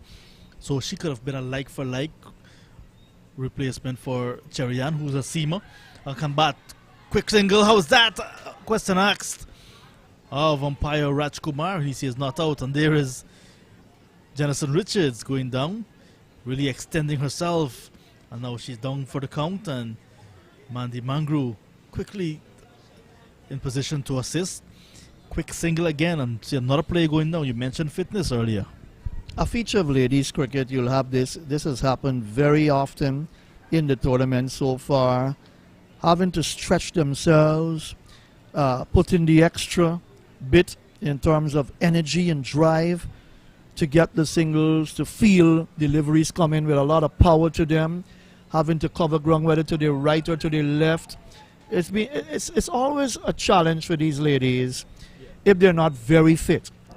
And you look at the Australian side, a very fit side, they will always get to your psyche. Shemaine Campbell mentioned that to me. She said, the Australians beat you in terms of weakening your psyche. Very good. You look at the English side, even the South African side, those girls are good fielders. The New Zealand side, very good. You want a West Indies side to be packed with fielders that will be exceptional as well. And we don't have to look that far, because if you look at the way Gajnabi and Campbell batted, it shows that they're fit. Correct. So yes, we don't have to look that far. But I was making a point about Kumari Prasad. She could have been an option if Guyana were looking for some seam options in the absence of Cherry Ann Fraser. Orville Gidding started, did not look the part. She was rested. But Kumari Prasad can also bat. Correct. So if you're looking for batting options, and could be an option up the order. Correct. Because she did it for her team, her county team. She did open the batting, Fesikibo. So there's options there as well. She hasn't been used as yet. She's the only player in the Guyana list of players to get a knock. Maybe at the end of the tournament tomorrow night, you may see her featuring against the Windward Islands, just to give her some playing time ahead of the 50 overs tournament, which will begin on Thursday. We're yet to get the fixtures, by the way. So Guyana will have only themselves to blame, or to really say that they have extended all of the players on the field, so they know what they have, what they're bringing. We've seen them in the county tournament, but this is a different kettle of fish. And still we're seeing Richards getting some attention as the substitute fielder going out as well, the emergent, well, perhaps the 12th person. The Guyana physio is attending to her as well, along as with the Leeward Islands physio, so it could be something very serious. And umpire Mokan is calling for the doctors, and the stretcher is going out now. This is not a pretty sight at all. It's never good to see injuries on a sporting field. You may want to think it's what, a muscle strain? I get the impression because she extended herself in going for the extra run, for a quick run in fact, and as soon as she got to the other end, she collapsed. She fell on her bat as well because Mandy Mangru was quick to go to her to take that bat from under her. And we're seeing Shanisha Hector making her way out to the middle. So she's going to partner Dolabile. And I'm sure we'll see Richards being helped off on a stretcher, retiring hurt. 9 for a loss of 1. And a player going off on a stretcher will be 9 for 2. You may want to say that's an ugly sight.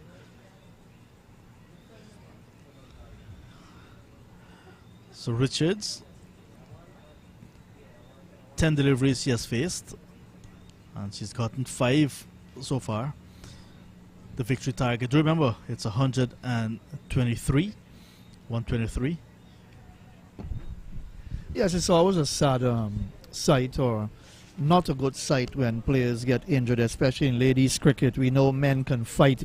Well, when men are injured, they're terribly injured as well, to keep them out of playing for long periods of time, especially your fast bowlers. A lot of hamstring problems. Many a times they're not as fit as they should be.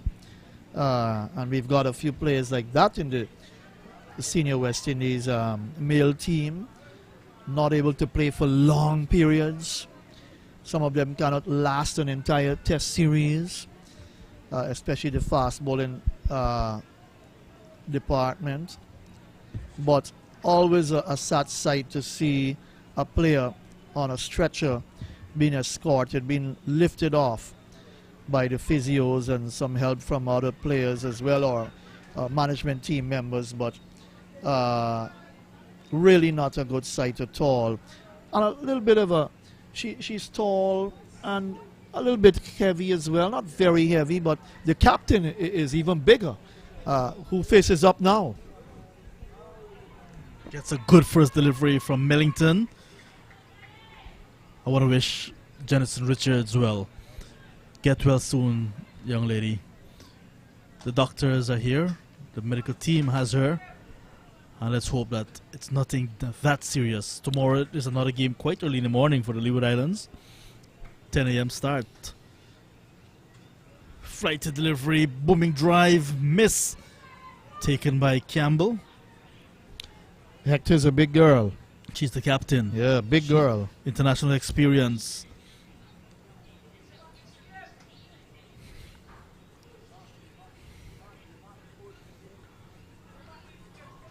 Pull that one down, Millington. Quicker, flatter. Strikes her on the pads outside the leg stump. Just want to remind you, Matthew, tomorrow Jamaica against the Leeward Islands, Barbados against Trinidad and Tobago, Windward Islands against Guyana. That's the order for tomorrow's matches, 5th and final round of T20 Blaze. And it's been a successful tournament hosted in Guyana. Hats off to CG, T20 Blast, and also the 4 Guyana overs Cricket completed. Board. And at the end of 4, it's now, is it 10, 11? For the loss of 1 wicket and 1 player, retiring hurt. 4 overs completed. So Dolabile will be on strike. And she's going to be facing up to Tremaine Smart. With 1 slip in play, that's Mandy Mangru. 9 the scoreboard has, 9 for the loss of 1. I like Dolabile defensive bat. She looks good. She runs quick between the wickets as well. She's a fighter. She can field as well. She's quite brilliant in the outfield. She'll be a top player for the 50 over for the Leewards as well.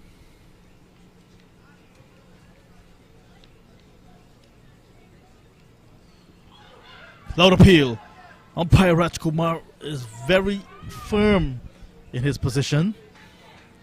We see that Campbell was going down to her left.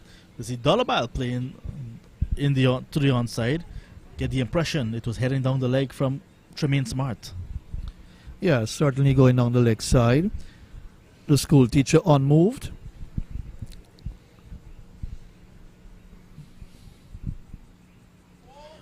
Outside the off stump, there's Dollabile looking to drive through the offside.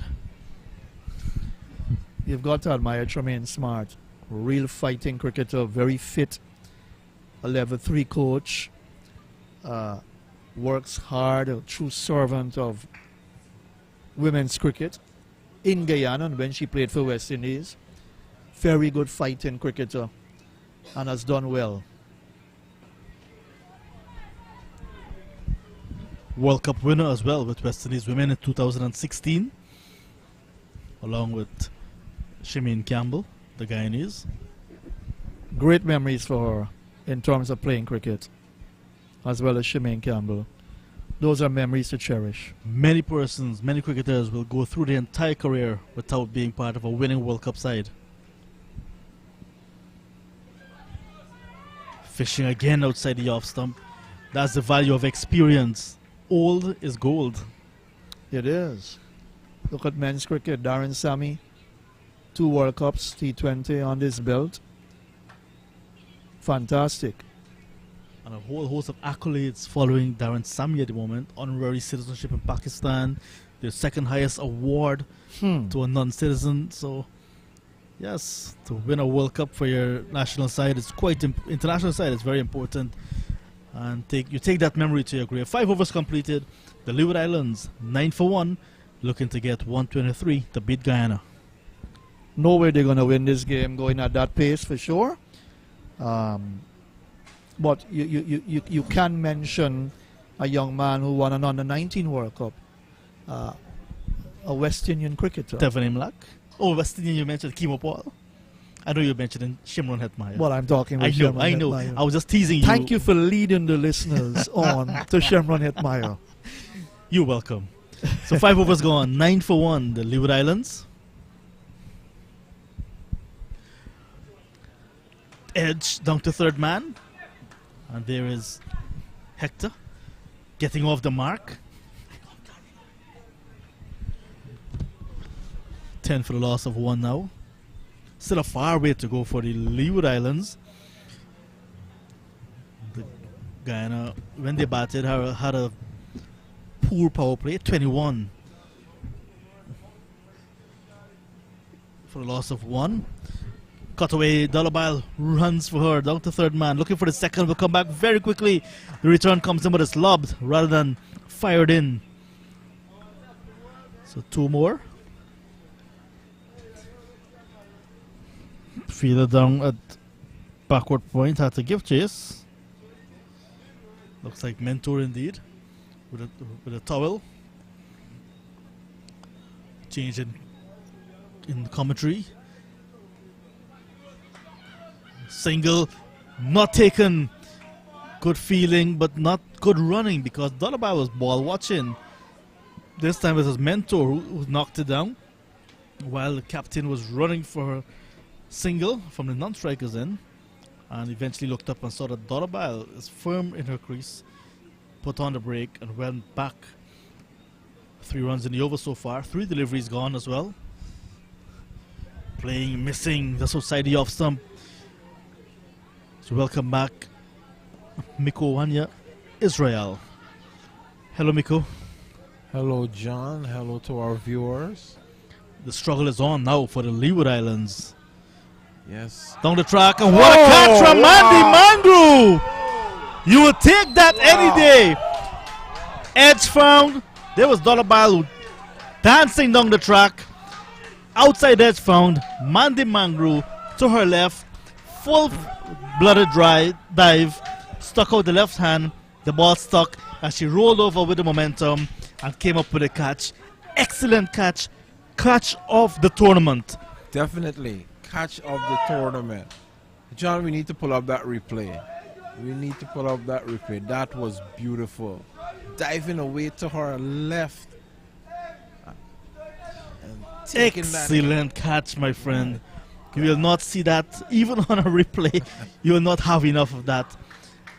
What a catch. I don't think Mangru will take another one like that in her lifetime. Well, That was superb. well, let's see. I think this is her second catch for the match. She took, am I correct? Yeah. That was beautiful. She took a blinder in the slips. And now another, even better one. Excellent catch. Well done by the lady from Guyana. All of Mahika will be very proud of Mandy Mangru. Yes. She's been around for a long time and maturing now. You may want to say at the right time. So over is completed. That's the end of the power play. 12 for the loss of 2. So Dolabile back in the pavilion. And now changing bowling. Left arm spinner. Kaisia Schultz is going to pick up the attack, replacing Tremaine Smart, who started from the media center end here at Providence, the northern end of the ground. Kaisia Schultz was born in the town of Bartica. It was not a town then, now is a town in Region 7, but has lived most of her life in Georgetown, on the east bank of Demerara. Starts with a wide, so over number 7. So the power play, 12 runs on the board, 2 wickets down, and 1 player retiring hurt. Not the type of power play the Leeward Islands wanted, chasing 123. Oh, definitely not. And just to update on Jenison Richards, I think the medical staff, she's fine, she's okay. But she would have damaged her leg somewhat, and they would have taken her to the hospital. They were just fetching her out, just to update you viewers. The problem is with her leg. I think she would have done some serious amount of damage. We're not sure of the extent of the injury at this time, but it was her, I think her left leg. Appeal for leg before, strong one, given! Schultz also striking in her very first over. That's the captain, Shanisha Hector, struck in front and adjudged leg before. And the Leeward Islands in all sorts of trouble now. 13 for the loss of 3 in over number 7.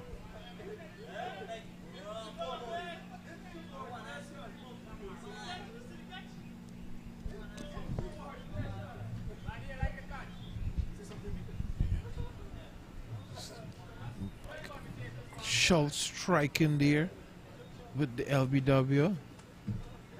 Umpire Rajkumar upholding that appeal. And we have the new batter coming to the crease now, Amanda Richards. She's going to join Sanello Willett. And Guyana on top. Guyana dominating this tournament.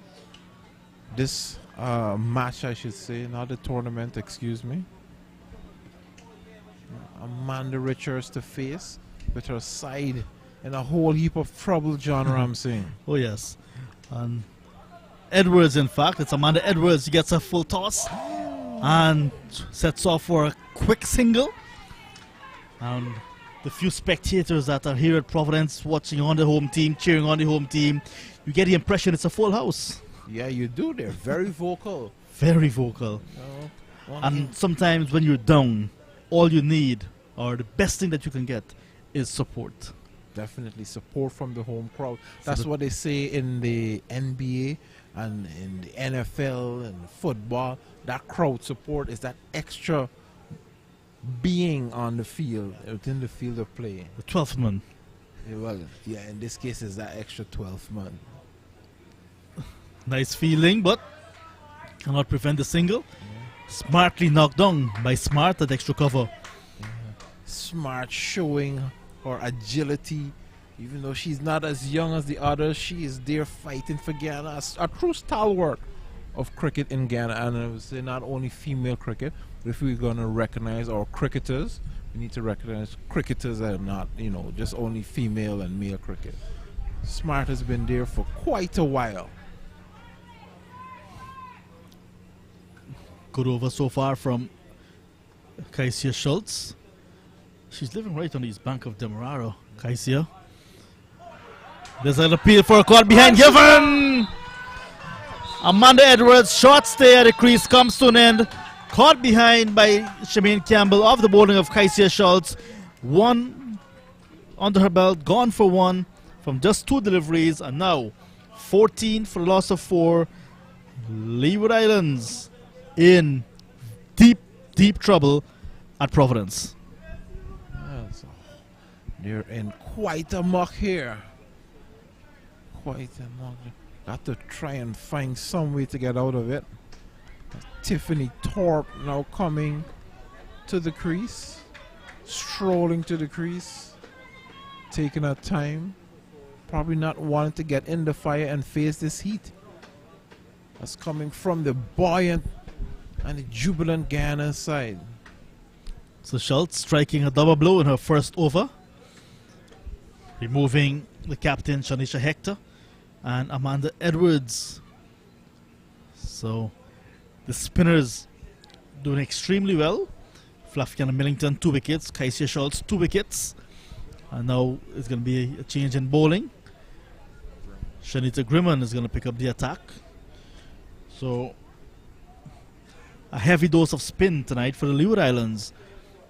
The new batter, Tiffany Thorpe, but she's at non-strikers end as Edwards. This one is in the air over extra cover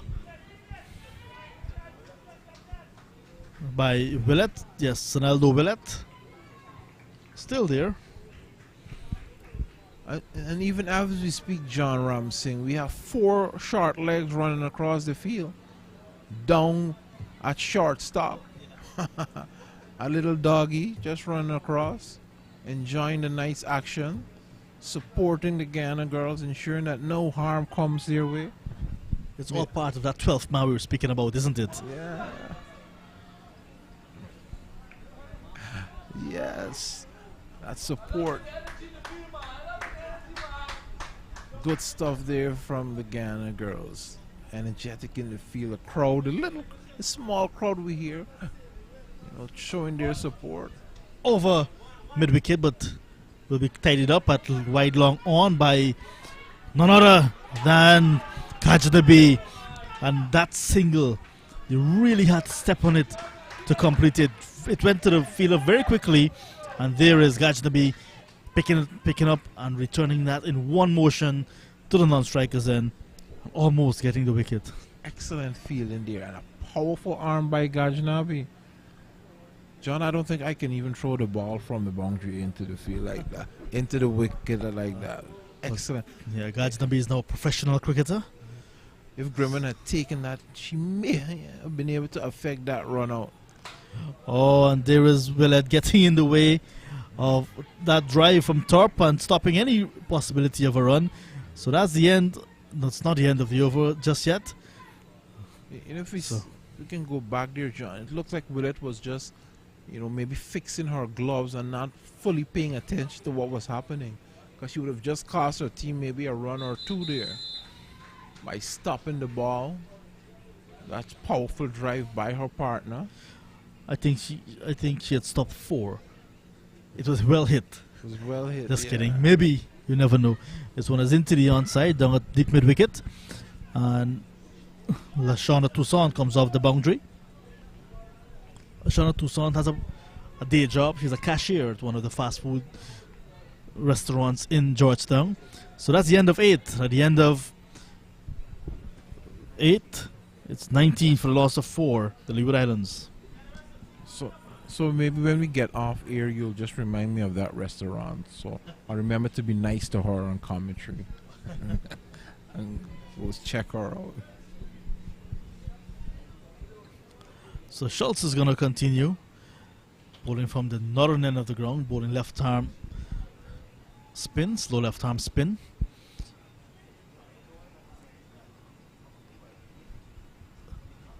Into the right-handed batter. And there she is getting a single forward of square. Could have gotten an extra, but it did not take the first one that quick. Slight fumble. Yeah, and that's the difference we can see there with the Guyana girls and the Leeward Islands. You know, Shemaine Campbell and Gajdambi, they were going to push. They were pushing, looking for that single. Oh! Edge, but this one is falling well short of Mandy Mangru. But she did the right thing, got her body behind it, stopped it, saved some runs. But psychological advantage for Kaisia Schultz, edge from the batter. Yeah, Kaisia Schultz on top now, bowling well. Nice feeling from Schultz as well to her own bowling. Willett trying to get runs, cannot get the single, so no rotation in the strike. They're being stifled by the Guyana spinners, the Leeward Islands batters. Flighted delivery outside the off stump. Wide signal there by the umpire. Yeah, that's her second wide. She started her spell with a wide. Now in her second over, she's guilty again. Slowing it up, getting the ball to go through the arm. Trying to force that one through the outside, missing. She has matured a lot, I can tell you, Kaisia Schultz. The first time I saw her was a number of years ago playing softball cricket, bowling underhand. And she was taking all the pace off of the delivery, even in that game, and getting some wickets. John, I can tell you now, I'm not a fan of the softball stuff. But I tell you what, she loves cricket so much. That was the only game that she had the opportunity to play, and she was playing it and taking the opportunity. 9 overs gone, 21 for the loss of 4. Right. You know, something, you just raised a point. Over the years, we've seen a lot of our national players, you know, during their off time, getting into table cricket. Do you think that's a good idea, John? For me, cricket is cricket. You mentioned the off season. Grimond starts in over.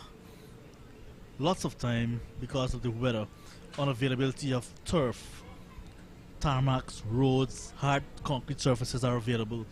These guys just want to have that muscle memory, keep going, bowling, batting, fielding. So they'll gravitate to any opportunity. I don't have a problem. What about injuries? This one is it In the air. fall in the Bermuda Triangle. 3 fielders coming, one from mid on, well, mid wicket, long on, and mid off. And no one got close. Injuries. It's all about managing your body, because I remember lots of table being played at the National Cultural Center tarmac. There's a tarmac as well by the Coffee Monument, the National Park in Georgetown. Lots of table cricket. And we also have Durban Park as a table venue. Yeah, yeah. But what I'm thinking, John Ramsing, is, you know, your national player, this is concrete.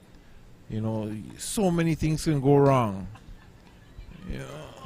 Quick single, chance for a run with the non-strikers, and Mudasar misses the woodwork.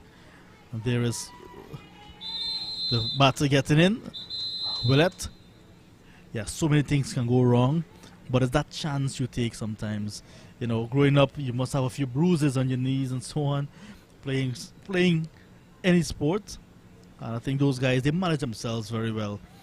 Over completed, that's the end of 10 overs, and players will take a little break for refreshments. Umpires as well. We will take a break as well. After 10, the Leeward Islands looking to get 123 to beat Guyana, 22 for the loss of 4.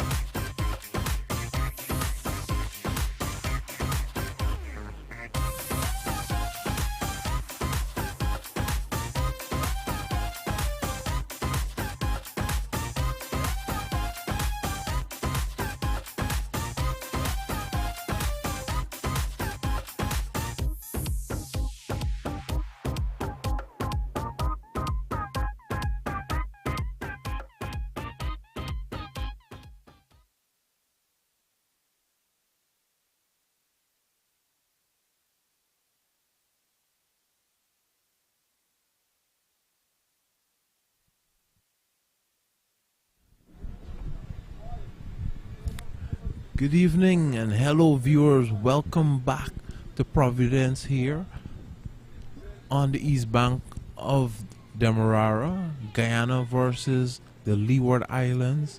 Leeward Islands now 23 for 4 from 10 overs, trying to chase down that good total made by Guyana, 122 for 4. Casey Schultz to continue her bowling well so far.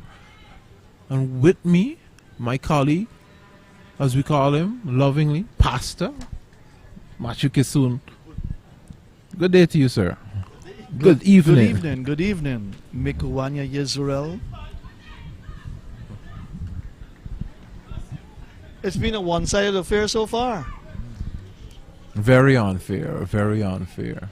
But Guyana is on top. We're in Guyana, so we'll take it. The Guyana team will take it.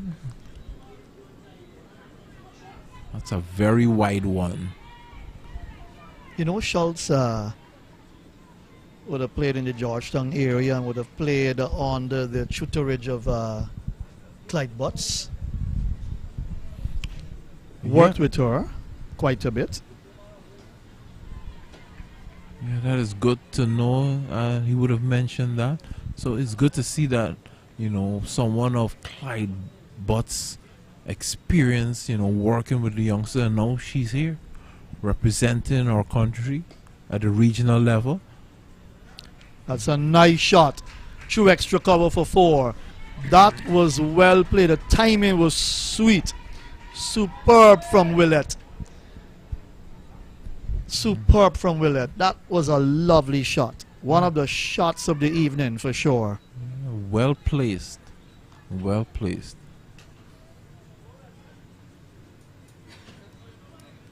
The equation now is 100 runs from 60 balls. Or 57, I should say.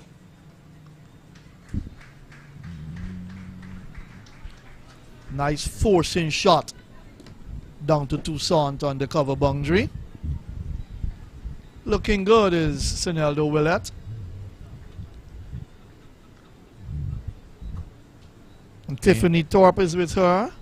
Tall lady comes in to strike. And bowled! Full length delivery from Schultz.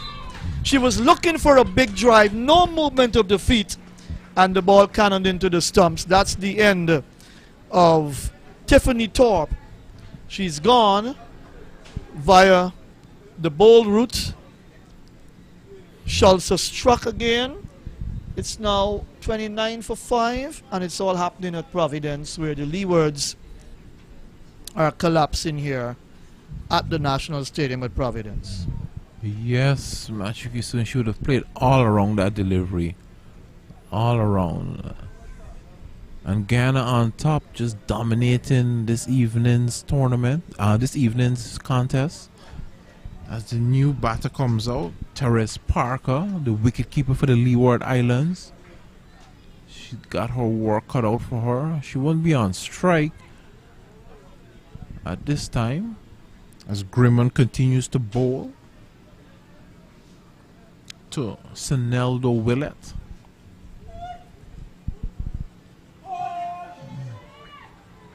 That one went right through her. They've not been handling the spin well at all, the Leewards. Brittle batting. In the air, over extra cover. Heading out towards the boundary. And that's 4. That's 4 to Willett. So she's picked up another boundary. But that was airish in the extra cover area. Just a bit of fortune with her. It had enough power to get over the head of the fielder and go into the boundary for 4. Lovely shot. Pulled the wrong backward of square, getting inside her stumps. Sineldo Willett. And that last name Willett, as you would know, from the Leeward Islands. Big name in cricket. Another boundary to her. She's picked up, I believe, her 3rd boundary In her innings so far, it's gone up now to 36 for 5.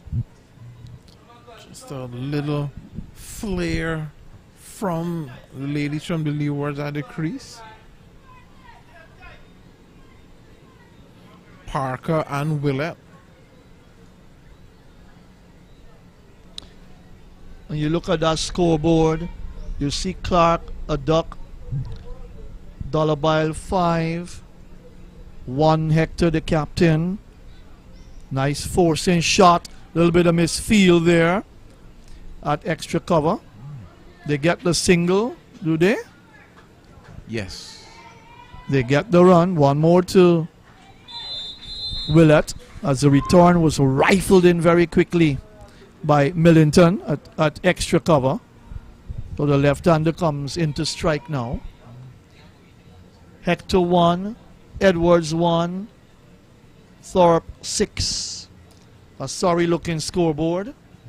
Yeah, we should recognize Mangru there for her efforts in stopping that ball. That one was rifled in. The keeper, Campbell, couldn't get to the ball, but she was right there backing it up.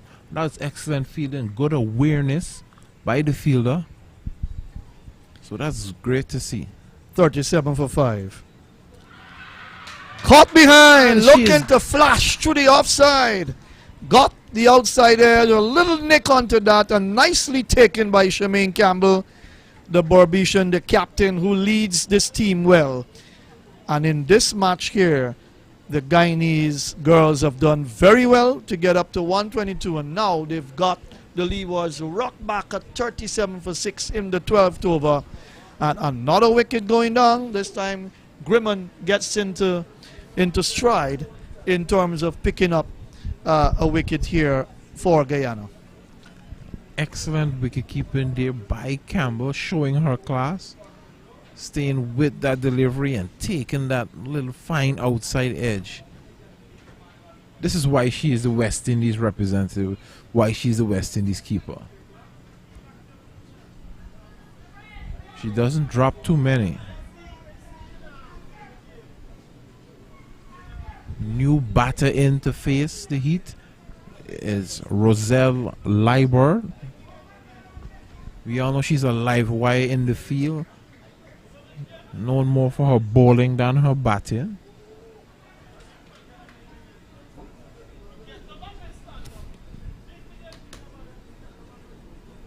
Not a popular name as well. So it's you're looking at a Willett Leewards combination out there now for the Leewards. But again, another batting collapse. The Leewards batting suspect, and it's been so for a number of years. That's one area that they've really got to work hard on. Their batting has really let them down in the many tournaments played in terms of ladies cricket in the Caribbean. It's still very much the early days in the regional development of the female sport. So we have a very long way to go. And I'm sure that they're going to learn as we get along, as we progress, as we see. We're seeing changes. We're seeing little changes at a time. I think it'll take a while for ladies cricket to really evolve and grow, especially in the Caribbean region. Maybe some attitudinal change, maybe some change of mindset. Correct. You know, Structural changes as well. This is where it starts, and then as the years go by, a little bit by little. I mean, we could always look at Australia and see how well they're doing, and learn from them. I sometimes wonder if we really attempt to learn a lot from those who set the example and set the pace, because sometimes the same things keep happening all the time, and you always keep hearing that's a nice shot down to mid-off wide. The return came in quickly, but they got home. They took the single. You always hear the captains, in the interviews would say, we've got to go back to the drawing board. The drawing board seems to be the main feature. of West Indies cricket going back to the drawing board. That drawing board must be a very big drawing board, because most of the captains they're always going back to the drawing board. I don't know what this drawing board is, to be honest. Well, maybe the drawing board is just running out of space. Inside edge, down to fine leg. They're coming back for a second run. The return comes in, and she's gone. Run out. Suicidal second run here, and a giveaway wicket by the Leewards. Bad judgment on the part of the two batters, and disaster, more disaster for the Leewards, and really not a good way to have given your wicket away via the run out route. The first run, pretty good. Why go for a second run? Leewards has gone run out at the striker's end. Yeah, and that was Fluffiana Millington rifling in that return. Excellent stuff by the Guyana girls. They're very much on top in this match. Very much.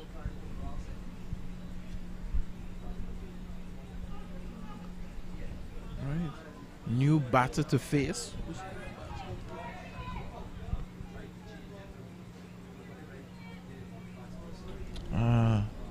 Davana Claxton is the new batter.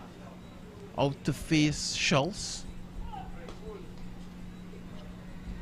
Her first ball, she plays down the ground, picking up the single, getting off strike immediately. Oh, but that was a wonderful return by Millington. Right at the stumps. And umpire Mokan raising the dreaded finger for Leewards. She stretched, she tried, pushed the bat ahead of her, but was short of her ground. Brilliant work by Millington in her very first game. Brilliant work. 7 wickets have gone down. The score is now 40, 13 overs gone. I think now we see the Guyanese girls getting into their stride, Matthew. Maybe if they were, into it a bit early in the tournament, maybe they could have been on top. But we have the 50 over version coming up, and I think that they are going to do well in that. Giving away an overthrow here. Guyana a little bit sloppy in the field. No pressure on them, but giving that extra run away. So 2 runs, 42 for 7. Willett is on strike. The new batter is Davana Claxton. In fact, Claxton is on strike. Grimman bowling from the Place Pavilion end, over number 14.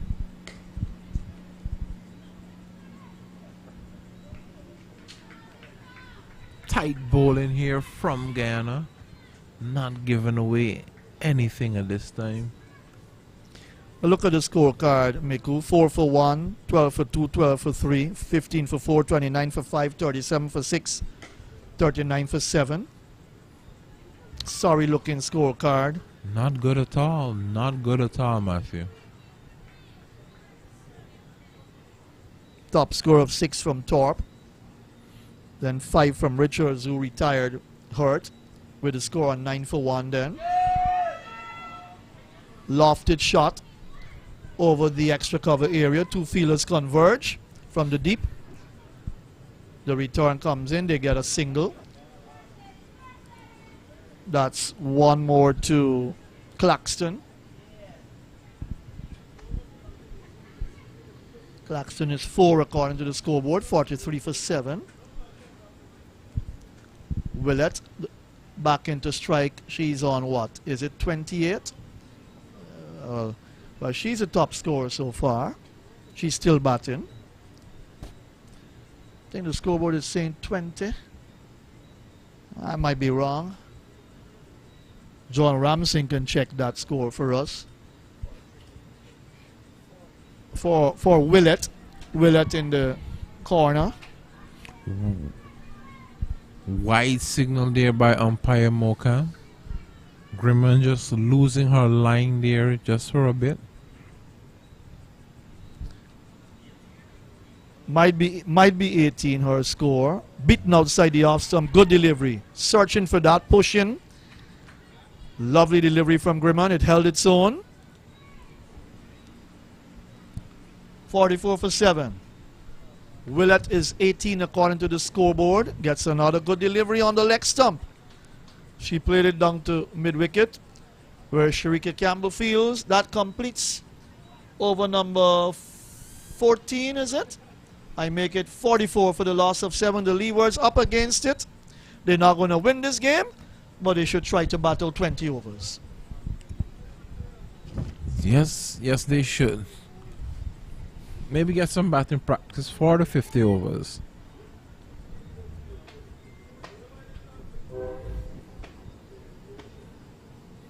You know, how are you gonna go out? Are you gonna go out fighting, or just, you know, you just gonna give up, or are you gonna go down fighting? Is it better to be all out, or with, you know, short of your target with a few wickets in hand? Depends on the stage of the game. They know that they cannot win this game, that's for sure. As Munisar comes into the attack, young Borbetian, and this would interest you, wants to become an agriculturist, studying at the Guyana School of Agriculture. What a young lady. The premier agriculture school in the region. Lots of persons come from that school from throughout the region, yeah. GSA, I grew up in the area, very familiar with the school. You know, this right hand off spin brings Willett forward, drives down to mid-off. This time I want to say good evening to my good friend Anthony Ramsahoy. Oh, yes. A top student from the Guyana School of Agriculture. That's right. Former umpire, that's cricketer. Right. And Good he young also man. gives me lots of great farming advice as well. A great young man, Anthony Ramsahoy. Yes. Full toss over the head of the mid-wicket fielder. Fielder comes around from long on. They just took the single. But from a positive standpoint, Willett has played good. Played a good hand so far. She's gone up to 20. Yeah, she has. Going about her runs quietly with all that's happening around, you know. Oh, and that's the end of it. Bold. Yes. Quicker delivery. Munisar has struck. And a good wicket for the young lady to have picked up at this stage. A quick one, it kept low. And the bails coming off as the ball cannoned into the leg stump. And that's the end of Davana Claxton. She's gone for 5, I make it. According to our scoreboard to the right, it's 46 for 8 in over number 15. Yes, Matthew, not a good scorecard at all. And earlier you were saying bat out the 20 overs. Well, we have to see if that's even possible at this time. New batter coming in would be Sadella Bello. Not below, Matthew, Bello.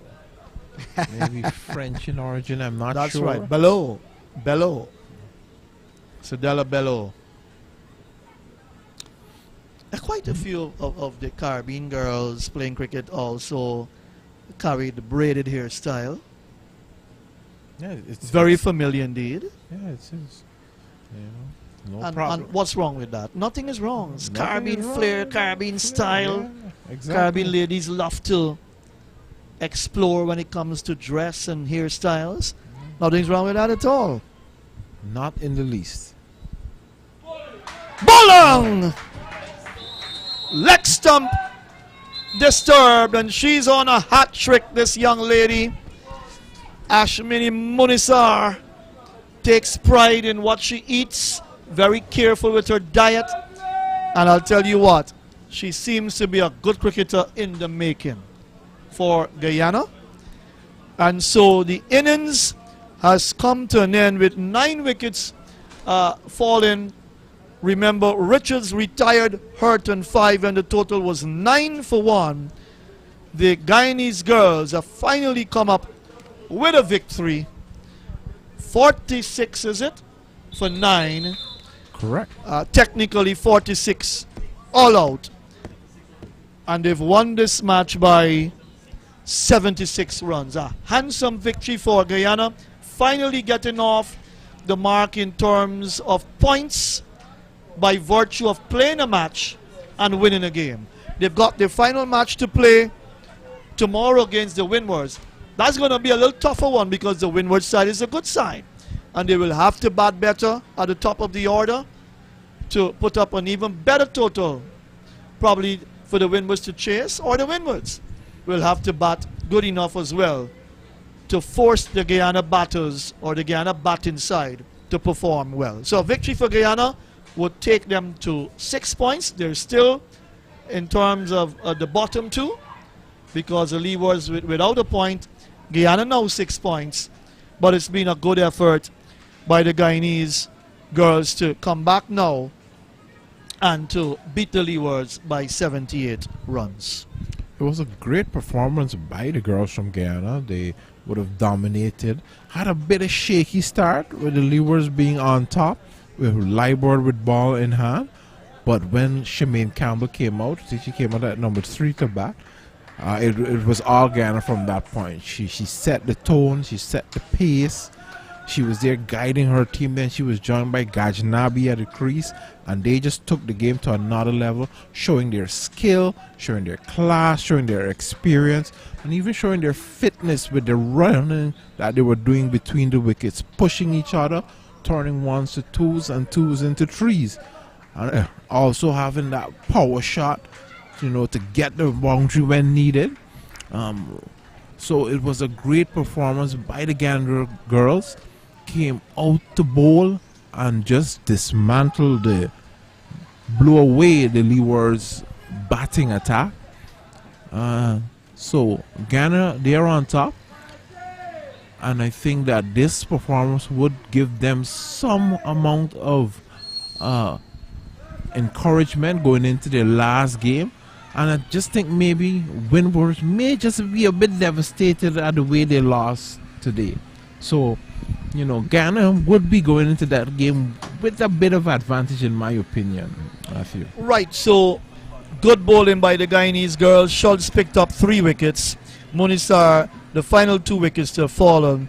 And, of course, Millington would have picked up 2 wickets as well, 1 going to Grimond. So all the girls chipped in well nicely, and Munisar tidying up at the end with 2 wickets as well. So all in all, a brilliant effort by the Guyana girls here at the National Stadium at Providence, beating the Leewards by 78 runs. Tomorrow's matches, final to complete the CG T20 Blaze tournament. Then we move straight into the 50-over tournament. Guyana will take on the Windwards in that evening game. Barbados will play the Windwards, I make it, at 2:30, and the Leewards play Jamaica, the very first match, at 10 a.m. Do join us for live streaming here from Providence on the east bank of Demerara in the beautiful country of Guyana. On behalf of the entire commentary team of Clyde Butts, John Ramsing, and Mikuwanya Yisrael, I'm Matthew Kisun saying goodbye from Providence.